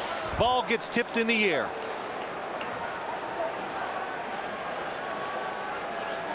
Quite a grab by Toomer, and the first down near the 29. Tiki again unable to find any kind of alleys. That was only a 2-yard run. He had that 34-yard run that he ripped off in the first quarter, but outside of that, 11 rushes for 14 yards. The Giants practice this no huddle. It's not a hurry up. This no huddle Friday, and Eli Manning told us we'll use it just to change momentum in the game, and it keeps Denver from substituting. Second down and 8. They're coming after him again, and the pass deflected by Champ Bailey. He reached in right around Plexico Burress and made the headsy play there. This time it was Veal coming into the backfield on the quarterback. Champ Bailey is getting into the groove, but Eli Manning, I've said it many times, these are throws down the field. Look at those guys coming after him. Grabs his left knee a little bit. I saw him limp a little on the previous throw when he hit Amani Toomer on the in cut. But when you throw it down the field, means you got to hold it. That previous play, that's when Ekubon sat on him after the release of the pass to Toomer. Third down and 8. We'll watch Eli and see what kind of movement. Yep, here they come again. Wilson crashing in, and there's contact and the flag on Champ Bailey. Or is it going against Burress? No, this will most likely be against the defense. Clever blitz by the Broncos. Very clever. They sent Lynch, and then all of a sudden there was an opening for Al Wilson to come rushing in. Well, they could be talking, was it catchable? It's probably illegal contact. There's Pass interference, defense. Ball will be placed at the spot of the foul. First down. Here it is, Champ Bailey on the outside against Plexico Burris. Oh, I'll tell you, Champ Bailey should be the blitz. John Lynch, they pick him up, but look who comes in untouched. I think that's Ian Gold. No, it was Al Wilson on the blitz. So first down at the 41. That's the third first down picked up by the Giants today via penalty, and all were drawn by Plexico. It's Barber. And through a number of Bronco bodies, he's able to get about 4. Well, the battle going on the outside. We were told that Champ Bailey would match up against him. Plexico has won some. Look how he uses his hands. He uses them more than Champ Bailey. And then he used his size in the end zone. And this play, remember, the defender has just as much right to a spot as the wide receiver does. Second down, 6. This time, flag is thrown. And Manning just gets it away to Finn. Bailey comes up for the hit, but it looks like this is coming back against Kareem McKenzie. Number 67 in the offense. It's a 10-yard penalty. It's still second down. I tell you, Cleveland defensive line, Denver's defensive line is doing a heck of a job. I know that was not a slip of the tongue. This Halloween season, CYTV Guide says, How I Met Your Mother is so funny you'll scream. And Entertainment Weekly calls it one of the 5 great new shows to watch. How I Met Your Mother. It's tomorrow here on CBS, the #1 network in the nation. Well, I said it. Of course it wasn't a slip, Jim. It's what it is. It is what it is. If they were so bad in Cleveland, how come they all come to Denver on a team that was 5th in the NFL last year in defense, and they're all playing and starting? Gerard Warren, even Tom Coughlin said when he wants to do it, big number 61, when he decides it's a big play and he's coming, you just can't block him. I'm talking to Trevor Price about all these rejects from Cleveland, if you will. He says the one that perhaps was the most impressive pickup was the defensive line coach Andre Patterson as they throw it over to Barber. Nice piece of tackling by Al Wilson to only allow a 1-yard pickup. Yeah, it's interesting. Andre Patterson, defensive line coach for the Cleveland Browns, he comes to Denver, and it's right. Trevor Price, who has been with the Broncos for many years, just says, wow, what a teacher. He's just given me more skills, more things to do on the field, and it's made a big difference in his defensive line, Denver's defensive line so far this year. Inside of 7 minutes, a 3rd and long coming up for Manning. Ball at 15, they have to get just inside Denver territory for the first down. Just beats the play clock. Got good time. Going to be over the head of the target as 2 Broncos converge. May have taken away, they may have deprived themselves of the interception, Williams and Ferguson. I tell you, Denver really comes with some late blitzes. John Lynch is going to come all the way down and around. And look, he almost gets there. And Amani Toomer, I don't think he thought he was there any way the football was coming his way. He was not running full speed. It's Beagles.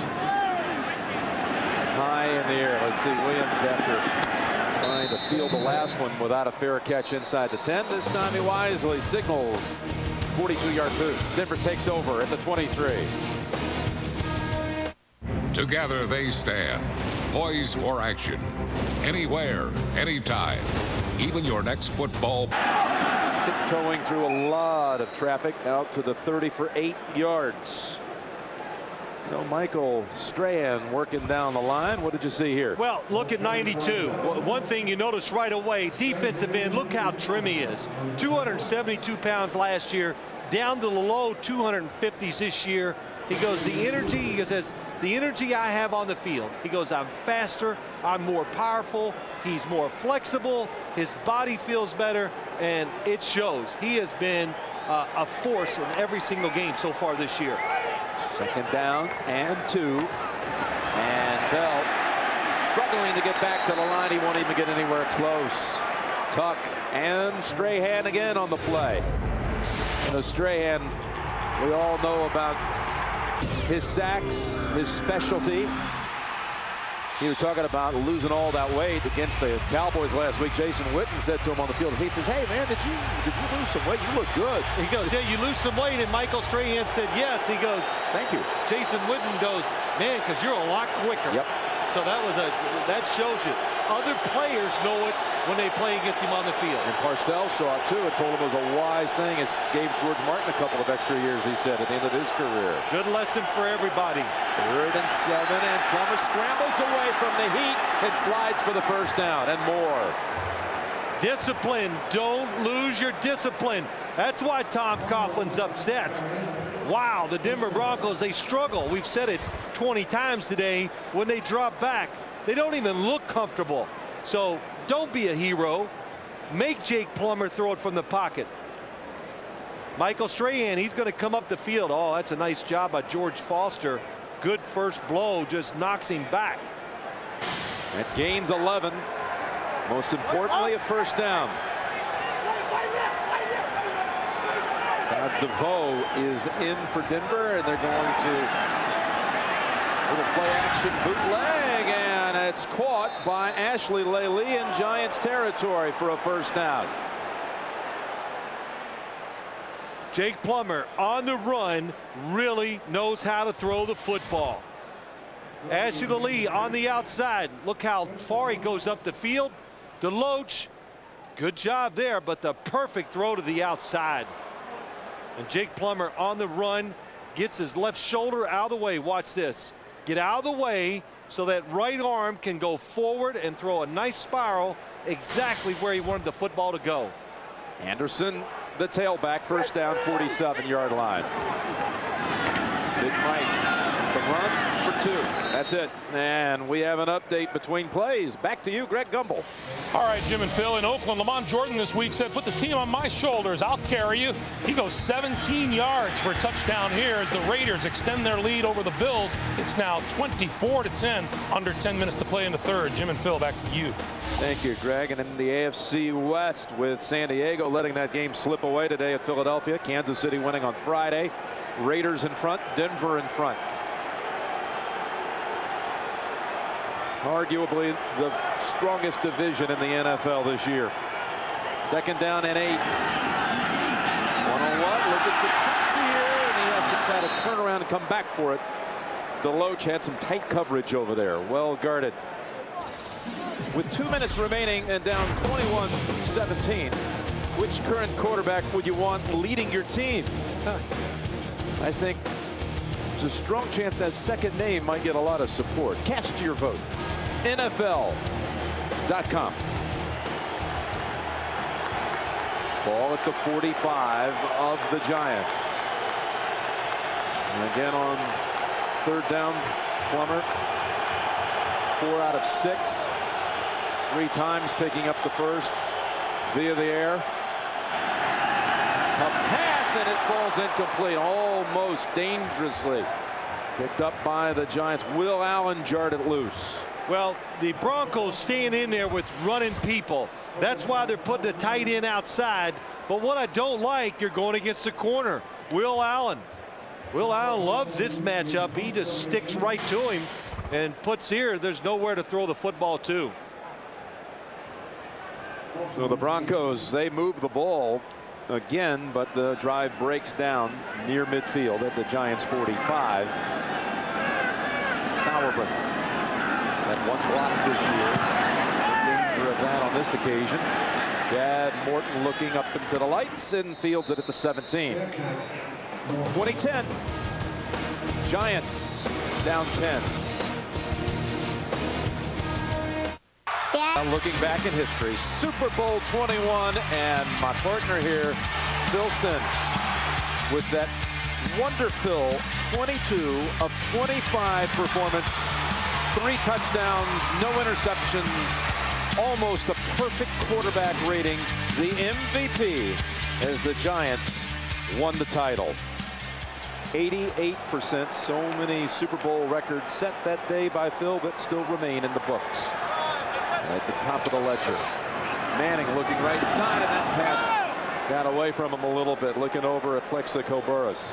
How many times are you reminded of 22 of 25? I mean, when I'm with you 3 days a week, it seems like I hear about it at least 5 times in those 3 days. Yeah, well, you know, Giant fans do bring it up a lot, especially if they're around my age or a little older. They talk about it. So, and of course, Denver Bronco fans, when I'm out in Denver, they bring it up too. But it's softened out there since they won their 2 Super Bowls with John Elway. No hard feelings. No hard feelings now. Second down and 10 for Eli and the Giants from the 17. Look out, they come in on him, has to just get rid of it in the area of Burress. That was Darrent Williams this time blitzing from the outside. Well, this Bronco defense, it's matching what their offense did when it came out. The Giants don't know what to expect. They're moving around, they're playing safe. A blitz is going to come this way. It's Darrent Williams. Eli Manning once again just heave it out of bounds. Again, they don't have officially a sack in this game, and you think about how many times, like they did with Brady last week, they knocked down the quarterback today again. So you got to be careful about certain stats. Some of them are overrated. Hitting the quarterback and making it thrown away more important sometimes than a sack. 3rd down and 10. And pass to the sidelines, caught, but was he in or out? He was out. That was Amani Toomer. And the Giants 3 and done on this series. Eli 5 of his last 17. The Giants panicking a little too much, I think. You're only down 10 points. Run the football. Try to keep this defense honest, because this is what they want to be. They want to be a defense that moves around, blitzes, confuses you, and try to make some big plays. Charlie Adams is now the returner. They've taken out Darrent Williams.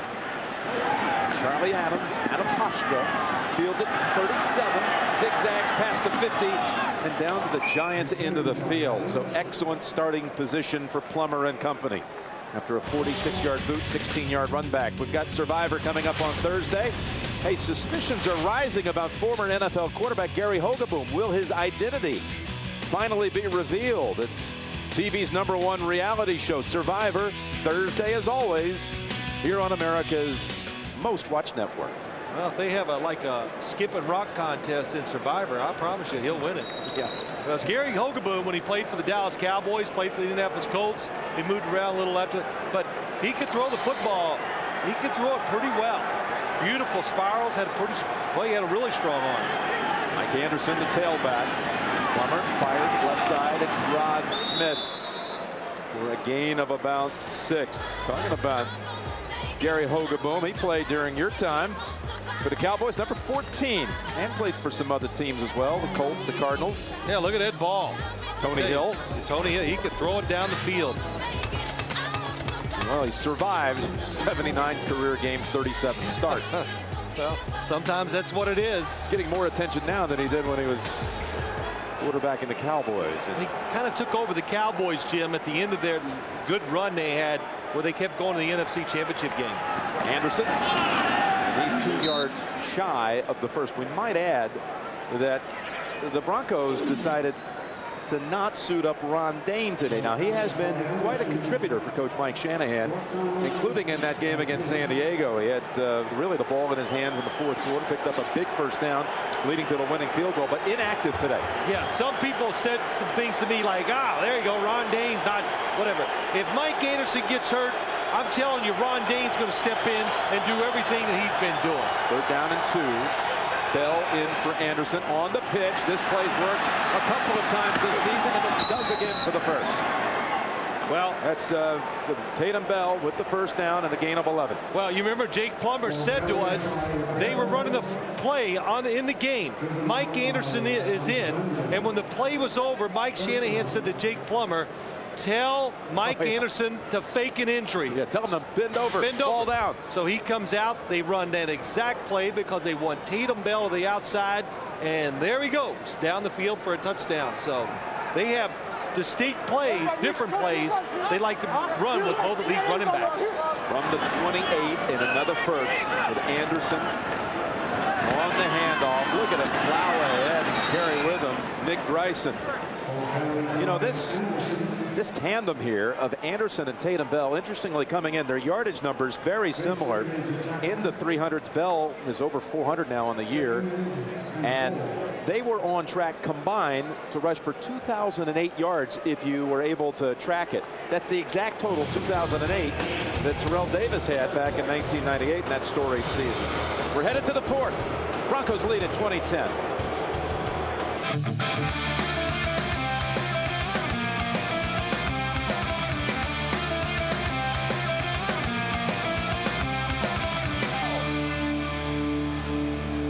Welcome to the fourth quarter. Jim Nantz, Phil Simms, and Bonnie Bernstein.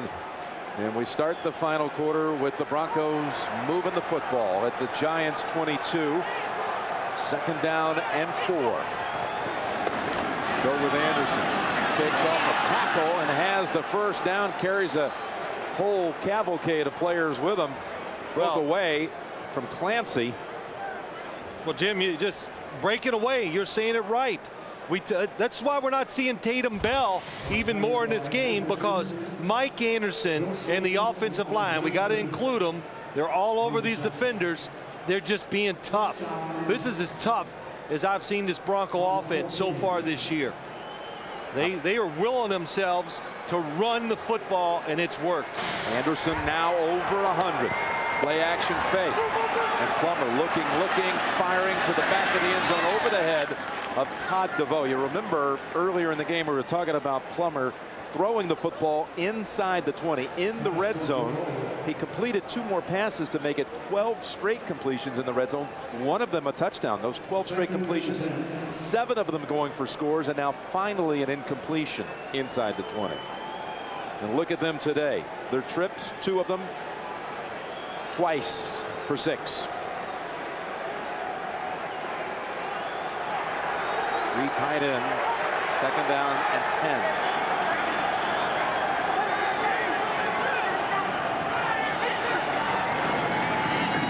Anderson, right tackle, and is there a fumble on the back end of that? Giants are saying they have it, and I see one official pointing down. He is ruled down. Again, we're now at 20 quarters for Denver without a turnover. Well, this won't even be reviewable because I heard the whistle blow. And look at he's down, there's no question about it, but just how they pushed the pile. They made contact at the line of scrimmage, and he still picked up 5 yards. 4th straight game, 100-yard back for Denver. Anderson, then Bell, and Anderson. Over the last 4, they have 3rd and 5. They ran it out this formation last time. Look out for the quarterback draw.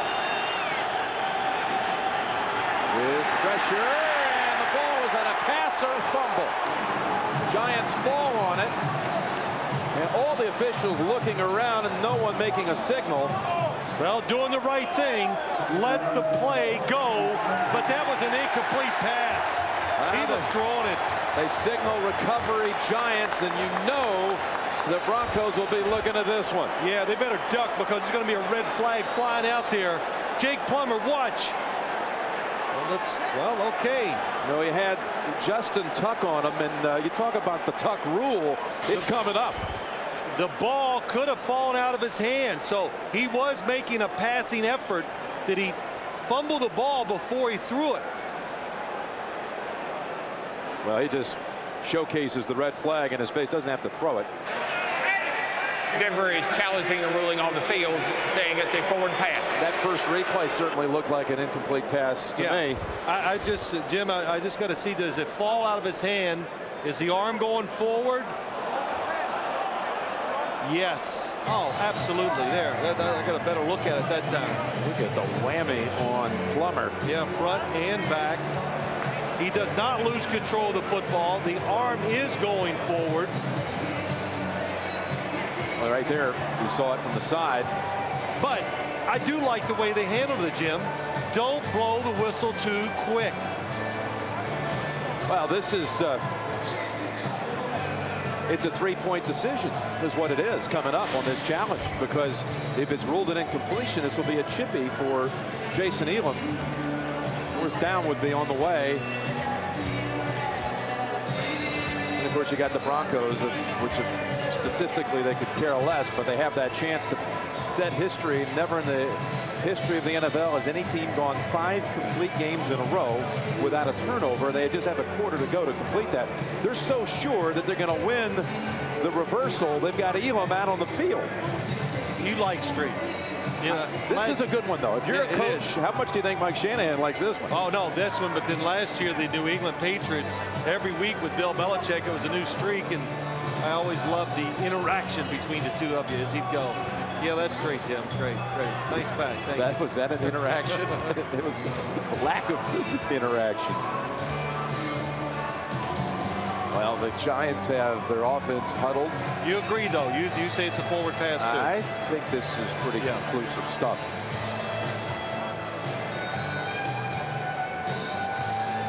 But it's taking some time here for Jeff Triplett.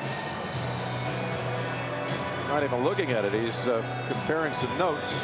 Let's look at it just one more time to make sure. The arm is going forward. The football is in his hand. He didn't fumble it before he let it go. Given the man who hit him, if this is not a reversal, then we have a whole new definition of the tuck rule.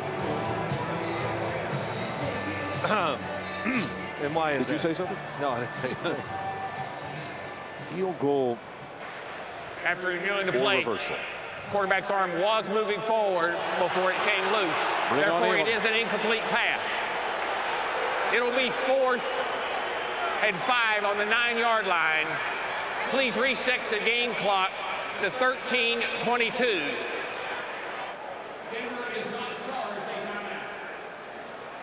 So a winning reversal for Mike Shanahan. There you go. 311 minutes and counting without a fumble lost or an interception thrown. This is twice that they've had similar situations. A couple weeks ago against the Washington Redskins, they had the tuck rule, almost exactly what it's been talked about in the rule book, that was in the end zone that Mike Shanahan saw it and immediately goes, that's the tuck rule. He threw the flag out and he won that one too. So it'll be a 27-yard try for Jason Elam. He's already made 2 at this end of the field, both coming in the first quarter, and they were way outside of this, 40+. And this one he hooks through as well.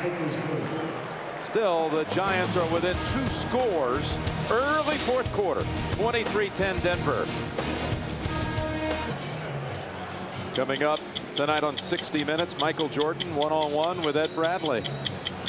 Special broadcast of 60 Minutes with fewer commercial interruptions tonight here on CBS America's #1 network. Under to the 30 and another solid return. 31-yard return. But this Giants offense has to get cranking. They've managed 26 yards total offense in this half. And we've been watching an animated Tom Coughlin on the sideline. And his offense 3 and out the last time it had it. Let's see what they can do this time.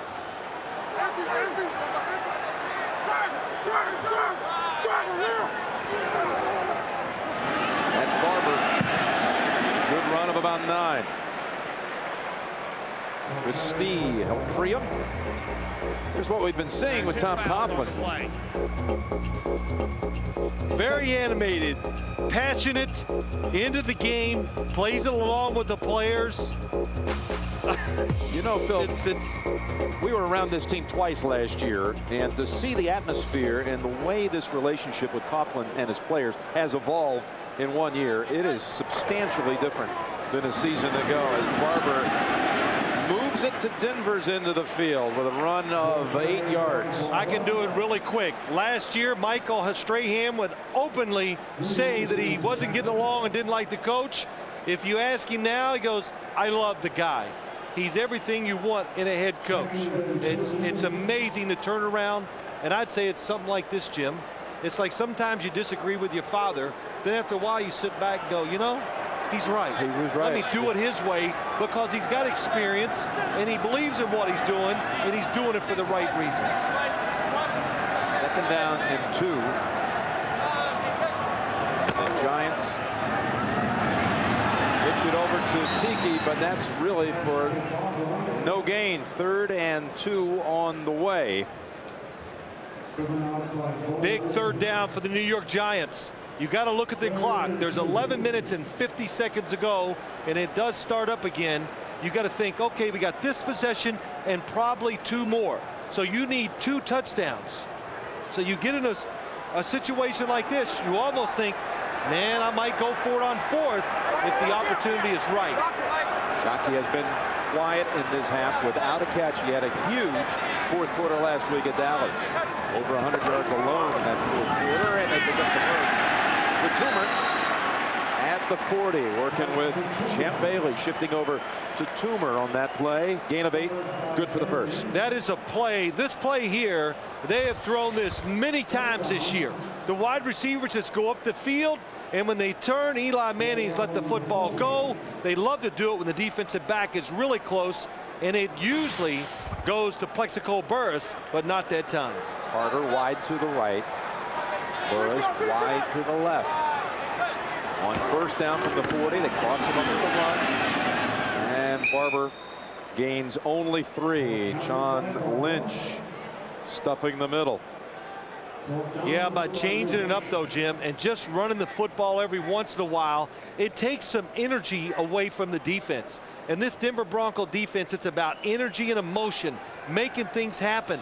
So when you run it, hey, they got to anchor down in there and try to stop it, and it sometimes keeps them from moving around so much. Staying with the shotgun, Manning steps back from the 37. They'll snap it. 2nd down and 7. Here they come. Gets the pass away. Good grab. It's Toomer. Shakes free from Lynch.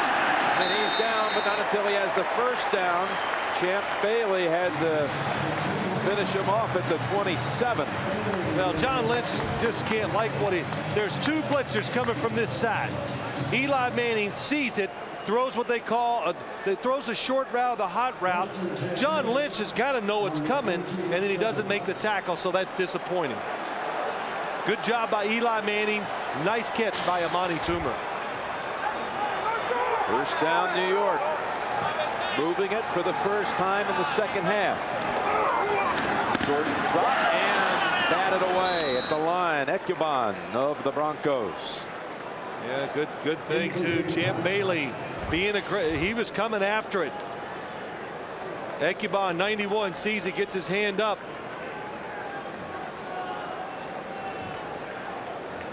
One of the reasons why short passes. Ebenezer Ekuban has been playing very well in this Denver defensive line. Mike Shanahan singled him out last night to us, just going, wow, what a surprise, how solid a player he is. That's Shockey and Burress together at the top, and they bring Jeremy over in the slot on 2nd down and 10. Looking long for Plexico, and does he make the catch? Yes, he does. They give him the grab at the 3. They called it a push out, so it's going to be a completion, no matter what the replay says. Dick Ferguson pushed him out. Champ Bailey was over there as well. Well, that football hung in the air a long time. Nice release. Plexico Burress just gets right away from Champ Bailey. 1 foot in.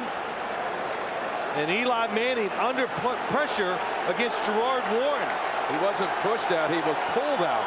Yep, and his foot was still got down. Still got down, so it doesn't matter. 1st and goal to go. Tiki Barber up the middle and touchdown, New York Giants. What a drive by the Giants.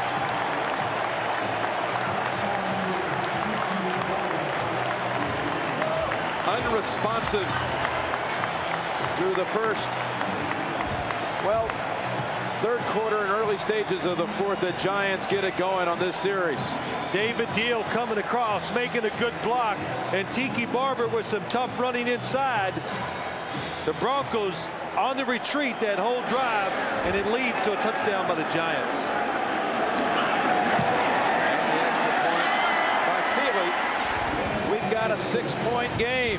Giants drive down the field, and Tiki Barber with the touchdown. The Nissan.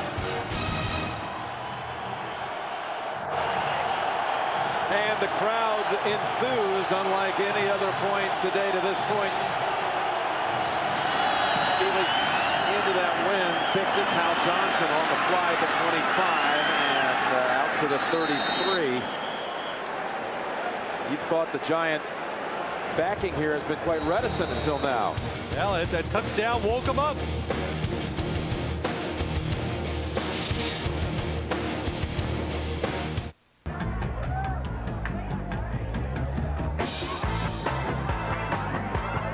McDonald's Premium Chicken Club. Not only does it taste like $1 million, it could be worth it when you play Monopoly at McDonald's.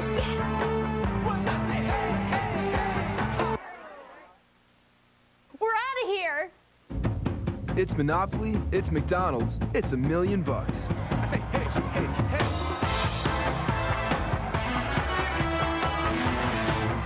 I'm loving you more.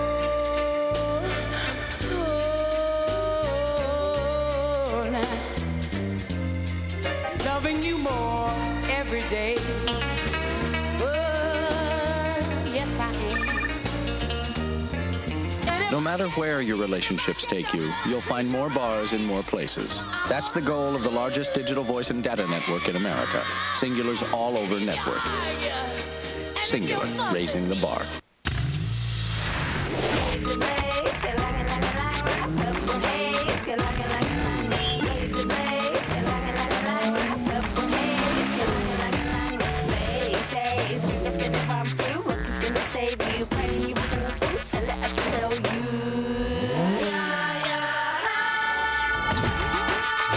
The all-new 197 horsepower Civic Si from Honda. It'll reverse your thinking. Horatio, you know I was her? with her 2 nights ago, and right now, I'm your only suspect. This just doesn't make any sense. There should be a lot more blood. The killer is an expert at crime scene cleanup. Stay right where you are! I need you to tell me the truth, Horatio. New CSI Miami, CBS tomorrow. Tonight on CBS, 60 Minutes with Michael Jordan, Cold Case, and Jennifer Lopez in the CBS Sunday movie, the network premiere of Enough. On America's #1 network. 9 minutes to go, 6-point game. And that is Mike Anderson. He's over 100 today. Let's go down to Bonnie.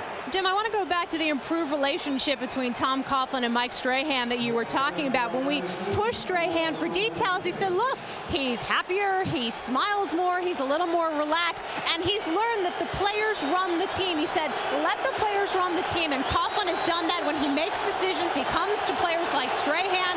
Tiki Barber says, hey, this is what I'm going to do. Make sure it's not a disruption to the team. All right, Bonnie, 2nd down and 6, and there's a wide open Lele cutting to the outside and getting away, and a flag is thrown. Down away from Jabril Wilson for 28 yards in all. Well, the Giants are going to lose some of those yards on a block. I think it was by Steven Alexander down the field. Illegal block in the back. Number 82. It was. On the offense. That's a 10-yard penalty, but it'll still be 1st down. Boy, how did Lele get so open? Well, it was a aggressive defense by the Giants. So Lele on the outside, that's how he got open. What a move he does against Will Allen. He faked going up the field. Steven Alexander, when you raise those arms, it just makes you look guilty. Oh, boy, I tell you, come on. Was that a block or a tap on the back? Did he even make contact? I'm sure. 1st and 10, 46-yard line. Still throwing. It's Lele again, very similar. And he's got another 1st at the 34. We've got another update. Let's send you right over to Greg Gumbel. All right, Jim and Phil out in Oakland. Don't count the Buffalo Bills out yet. Kelly Holcomb to Josh Reed, who will dance and step his way 9 yards for the touchdown. And with the extra point, Buffalo closes to within a TD, 24-17. Raiders just under 11 minutes to play in the 4th. All right, thank you, Greg. And Josh Reed's had a nice season here after many people found great disappointment in the previous 2 years out of Reed. 1st down on this occasion for Denver. 34-yard line to Tatum Bell. Comes out of the backfield. You can't let him get in field goal range. And a timeout called by the Broncos. Midway fourth.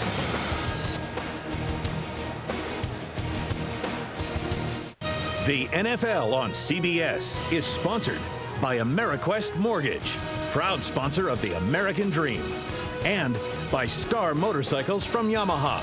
We build it, you make it your own. For those expecting to see 60 Minutes here at the top of the hour, you're watching the NFL on CBS. Broncos and Giants in a good one. Jim Nantz, Phil Simms, Bonnie Bernstein, 23-17. Denver leads it. 60 Minutes will be seen in its entirety immediately following this game, except on the West Coast. First down and Plummer looks right side, and he has Lallee. And he is tackled at the 30. And Phil, you're starting to get some suspicions here that Plummer is under the weather today. Well, you know, we've talked about it. Jake Plummer, every chance he gets, 2 or 3 times every drive, comes over and gets a drink of water. Now, this was during the timeout. He gets a drink. I don't know if he takes a, he walks back out in the field. He'll turn right around and come back and get another drink. So I would think he's got a sore throat. It looks like he's swallowing. Probably has a little touch of the flu, and calling those signals out, that can be rough sometimes. Second down, Mike Anderson shakes free, big getaway, but a flag thrown right at the feet of George Foster, the right tackle. Holding number 72 in the offense. That's a 10-yard penalty. It's still second down. Right tackle George Foster going against Michael Strahan. Oh, the arm's just outside right away. It's so quick, but it's hard to say, oh, it wasn't severe. It didn't affect the play. You put your arm out there, you grab him. Even though it might not have affected the play, it's still got to be called. Takes them at the moment with 2nd and 15 out of field goal range. And again, any kind of production here, a field goal would be huge for the Broncos. 1 score up. Make it a 2-possession game with anything. Plummer up top, hooks the air. That should have been picked. Wilson dove for it. If you're going to throw this pass, you've got to look it off first, because you can see Jabril Wilson is going right to the receiver. If Jake Plummer would look to his right and then come back, he would have him open maybe for a touchdown. Plummer now 134 straight passes without an interception, but that one was close. Pick up just enough yards to give Jason Elam a chance to kick another long field goal. He's made it from 49 at this end. That would mean they'd have to get around the 31-32. And that's exactly where they're going to be. That's Alexander near the 30, 31. This will be like a 48-yard try. As you'll recall, in the first quarter, Elam from 49, 1 yard longer. He just got it over the crossbar, hit the camera mounted above it, and then rattled it back off the camera to the back of the crossbar, and good for 3. He's perfect today. Plummer on the hole. Leach to snap it. We'll call it now officially 49 yards, and Elam, it slices wide of the mark. And the Giants get good field position.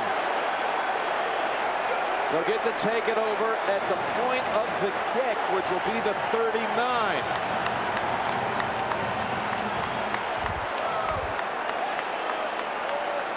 Jason Elam, he hits it good. He hits it so good, the ball compresses, and that's what makes it go to the right. See the power? It kind of changed directions about 20 yards short of the goalpost, and it goes to the right. And Tom Coughlin wants it blocked, and then he says it's no good. Well, he got some airtime, got some hang time. Not bad. Former running back from Syracuse University. Yeah, wing back in the backfield with Larry Zonka and Floyd Little. How about that company he kept at Syracuse? Manning in traffic, and that's ruled incomplete. Wilson and Bailey help knock it away. Let's go over to Greg Gumbel for the update. Jim and Phil out in Oakland this week. Raider running back Lamont Jordan said, "Put the team on my shoulders. I'll carry us." This is his third touchdown of the day, a 7-yarder. It extends the Raider lead to 31-17 over Buffalo. All right, Greg, a welcome sight for the Raider Nation. They've been saying, yes, exactly what Jordan had said. Give me the ball. You made the big move, gave me the big bucks. Let's run it. And he has 3 times to the end zone today. Good week to do it against Buffalo's run defense. 2nd down, 10 for Manning. It flags at the line of scrimmage. Over to Shockey. And Foxworth falls on him along with Gold. After a gain of 8, we'll check the flag.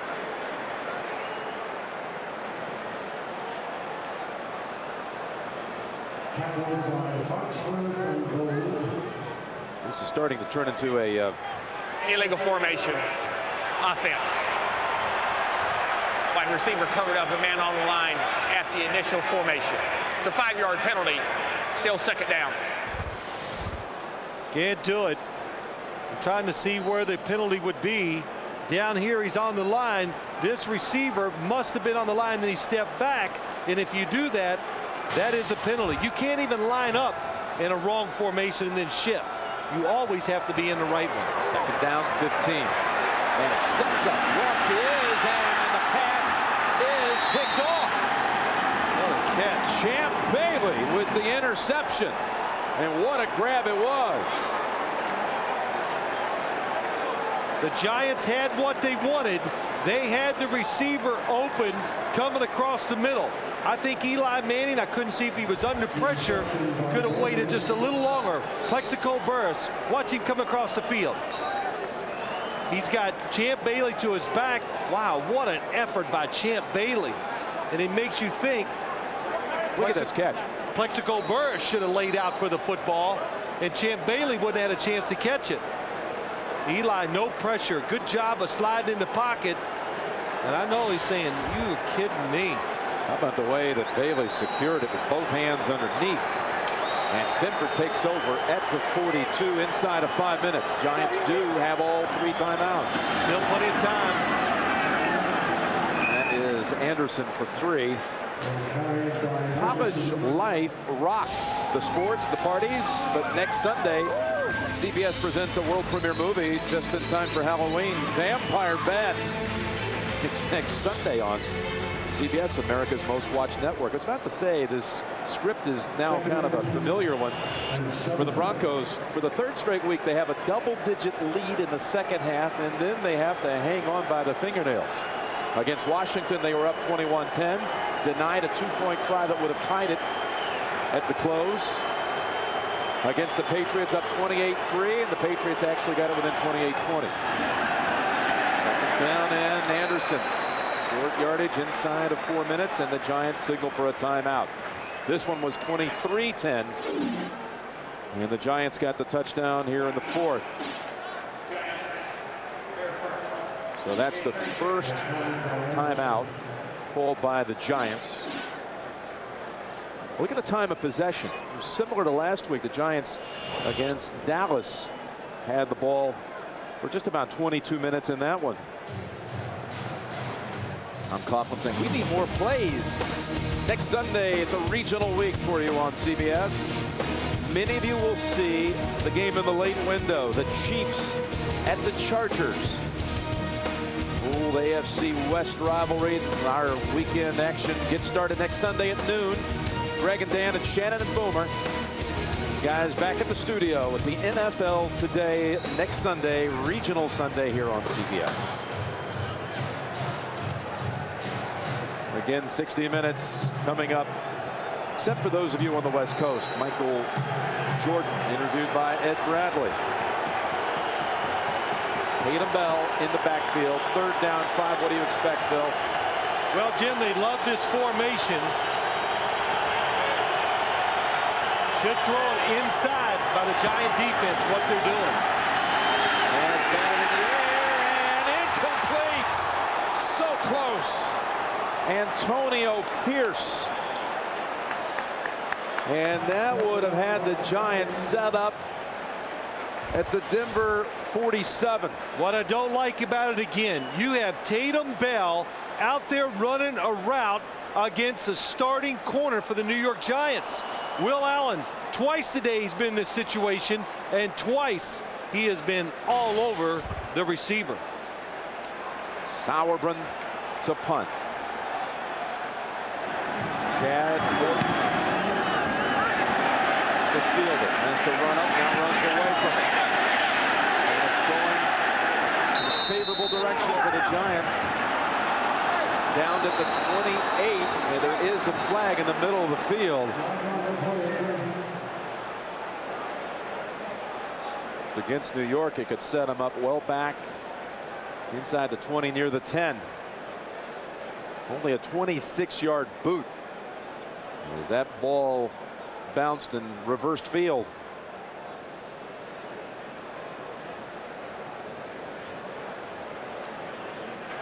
There are 2 fouls on the play. Personal foul, chop block, number 25 of the kicking team. Personal foul, unnecessary roughness, number 36 of the receiving team. Those penalties by rule will offset. Repeat, 4th down. We'll get to kick it all over again, which is a break for Shanahan and company. After that one traveled only 26 yards. There's the roughing. Sean Williams, 36, hits from behind when the play is over.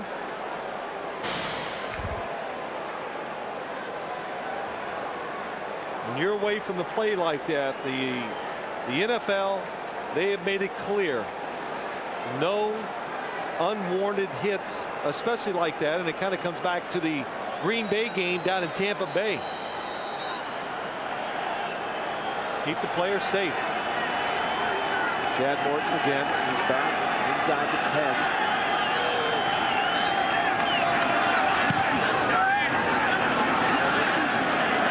Better kick this time. Well covered by the Broncos. So the penalties that were offset ended up in a 10-yard setback for the Giants in the end net. Here's Elam getting it started from 49. Giants had a long run by Barber that led to then Burris bringing it down from 18 yards and the lead. Elam still with the first, second field goal. Then Mike Anderson from 2 yards out. Feely from 52 to keep his perfect season intact. Plummer with his 50th touchdown pass as a Bronco. And then Elam from 27 yards. Barber in the 4th. 4-yard run to bring us to this point at 23-17. Blitz, man is open, and Barber unable to hold on. Tiki Barber, nobody covered him, and I'll tell you why there's nobody covered him, because everybody is blitzing to Eli Manning's right side. So if Tiki Barber could have caught that, look at John Lynch again. Al Wilson from way off. And it works against the Giants again, just because they do hold the football longer than most teams. Manning a week ago led the Giants down the field in 2 plays to send a game into overtime. Now he hits Burris out at the 23-yard line as we approach 3 minutes and a big 3rd and 4 on the way. 3rd and 4, 3 minutes, over 3 minutes ago. You have 2 timeouts. I think you're almost in the 4-down situation. You have to go for it, even if you don't hit this 3rd down play here.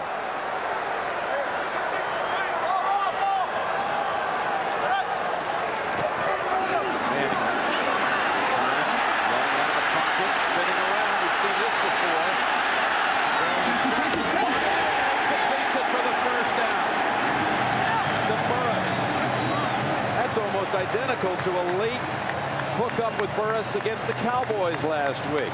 Yeah, that was a good job by Eli Manning. Not panicking when he went to the right, reversed his field, and looked to his favorite receiver, Plexico Burris. Clock is running at 2:18. A 1st down for the Giants. And they stop the action.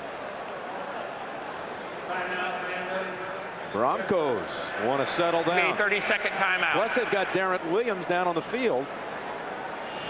Well, that way they will not have to take him out if he's okay. And too, Jim, it's okay to use your timeouts to break the momentum of the offense and to, like you say, to get your defense settled down. And Darren Williams, they're grabbing his left toe and pulling it back. So that usually means you're having a cramp. Darren Williams has been quite a find for the Broncos. Second-round pick out of Oklahoma State. Here's the hookup with Burris on third down that was absolutely essential. Well, there was a lot of space given. Then finally, Plexico Burris, he sees Eli Manning reverse his field, and he comes back and catches the football for a first down. Still stretching him out.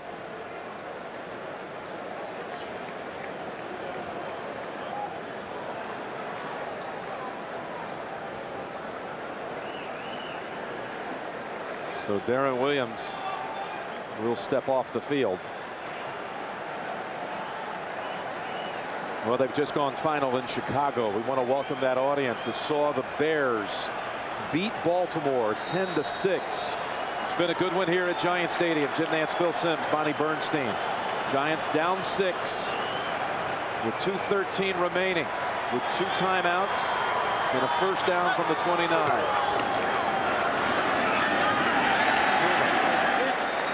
That's up ahead to the 36 and a gain of 7. And it looks like they'll let it run down to the 2-minute warning. 2 minutes to go. With the Broncos trying to hold on for a 6th win in a row.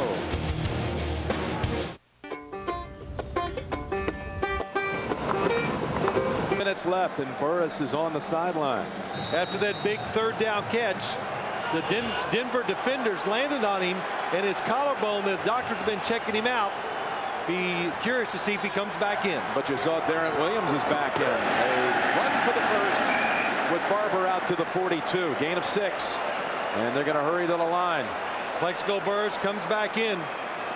Comes back in, then runs back off. First down Giants, 42-yard line. Open man is Barber. And he's near the first down. They'll spot him, it looks like about a foot shy. Right between Gold and Foxworth. Tough decisions to make if you're playing defense. Do you try to play the clock or do you go after the quarterback? So far, they're playing the clock. Second and short. Pass, first down. Toomer stays in bounds with 1:15. Remember, the Giants have 2 timeouts. Yeah, still plenty of time. Don't panic. They're not. Keep taking the short ones. The opportunity to go down the field will come up as soon as Denver gambles. Burris back in on first down, and it's back over to Toomer, and he's down at the 35 near another first. Timeout called this time with 51 seconds, leaving the Giants with 1 timeout. We've got another update during this break. Back over to you, Greg. Jim and Phil, it's all over in Seattle. Cowboys and Seahawks tied at 10. Final seconds. Bledsoe's pass intercepted by Jordan Babineau, who returns 25 yards. It set up a Josh Brown 50-yard field goal as time expired. Seattle beats the Dallas Cowboys 13-10. Wow. Thank you, Greg. That is a devastating loss for the Cowboys, who were in control most of the game, and the Seahawks scored 10 points in the last minute to win it 13-10. Well, we've got here 2nd and 1 with 51 seconds and the ball at the 35. Tiki Barber telling us on Friday we feel like we should win every week. And he says Eli this year is not second-guessing himself at the line. It's a different attitude. Here they come. Looks like Denver might change and come with the blitz this time. For the first, Barber has it at the 31, and they'll hurry back to the line.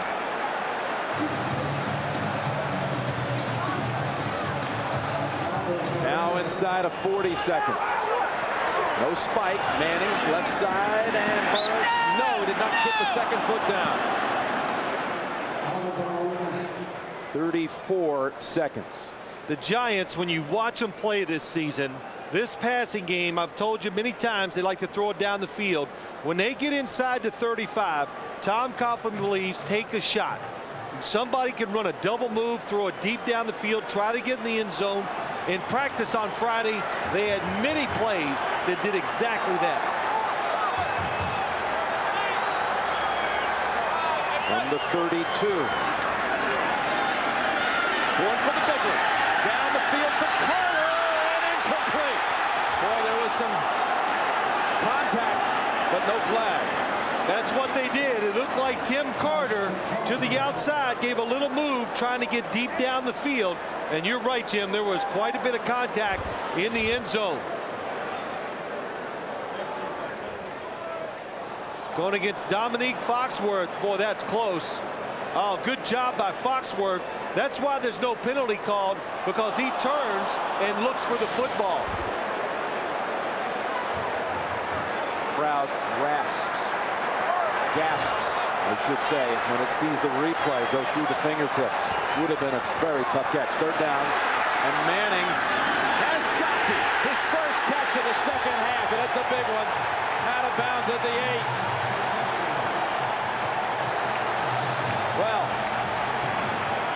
Well, if you keep going with the blitz, that means you have somebody covering Jeremy Shockey one-on-one.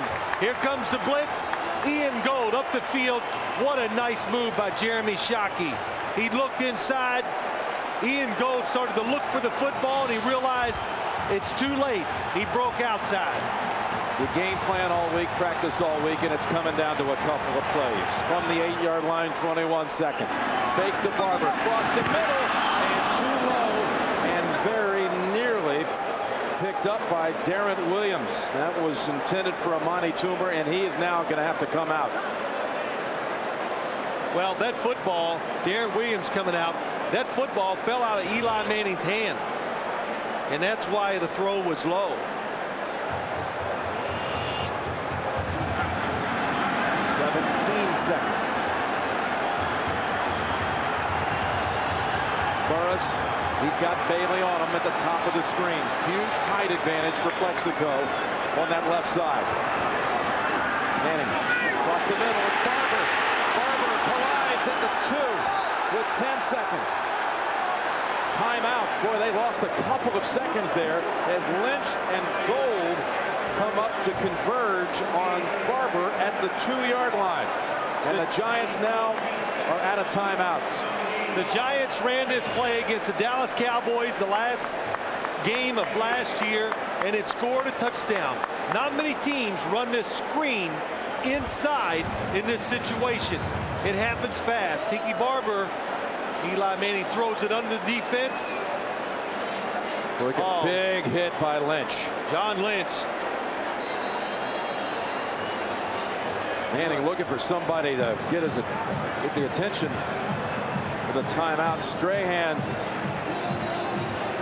Come on, guys, timeout. 8 seconds. Ball at the 2. They've added a couple of seconds now. That's big, because that allows the Giants at least 2 plays.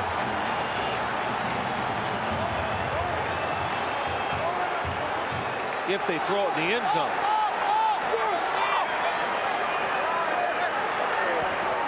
Manning looking. Here comes the pressure. Pass. Catch is made.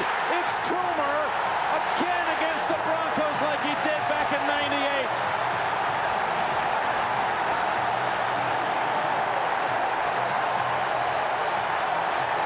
Mike Shanahan brought his team in here 7 years ago, 13-0 undefeated, and Toomer caught a Kent Graham pass in the final minute to end the unbeaten season of the Broncos. Eli Manning gave himself some extra time by just backpedaling, and it allowed Amani Toomer to come across the field. Now the extra point. Feely drills it. 24-23 Giants. Amani Toomer unhappy with his role in this offense. Look at me sometimes. That's what he said. He comes across the field. Nobody's open. Oh, and way to attack the football by Amani Toomer. Watch Eli Manning. Nobody open left. Just keeps going back. Finally sees him, and he throws it soft. And he leaps across Dominique Foxworth for the catch. And in all likelihood, the win. Eli celebrates as the Giants drive down the field. 83 yards in 3 minutes and 24 seconds. Toomer caught 6 passes on that drive alone, including the touchdown.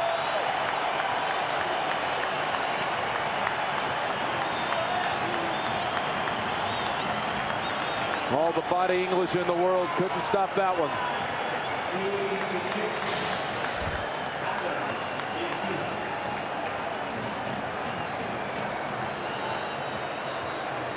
Jeremy Shockey, Plexico Burris, Amani, Eli Manning.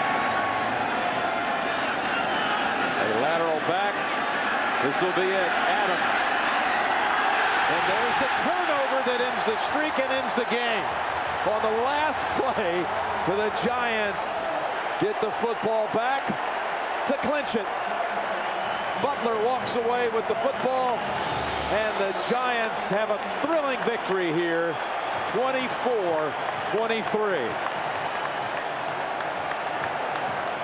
Wow, what a game.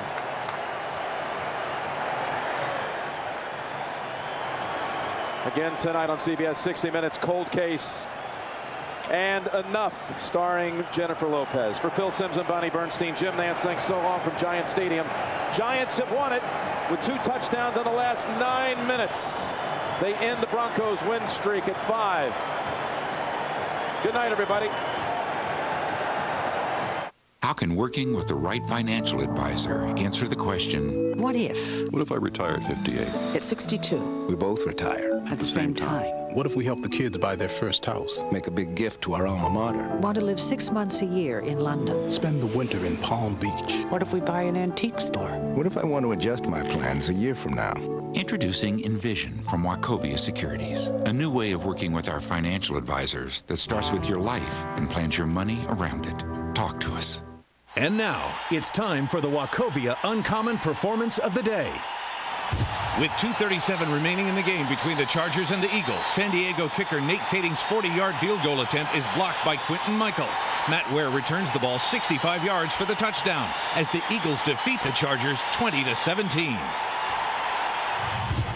For more uncommon performances, log on to CBSSportsline.com and vote for the Wachovia Uncommon Performance of the Week.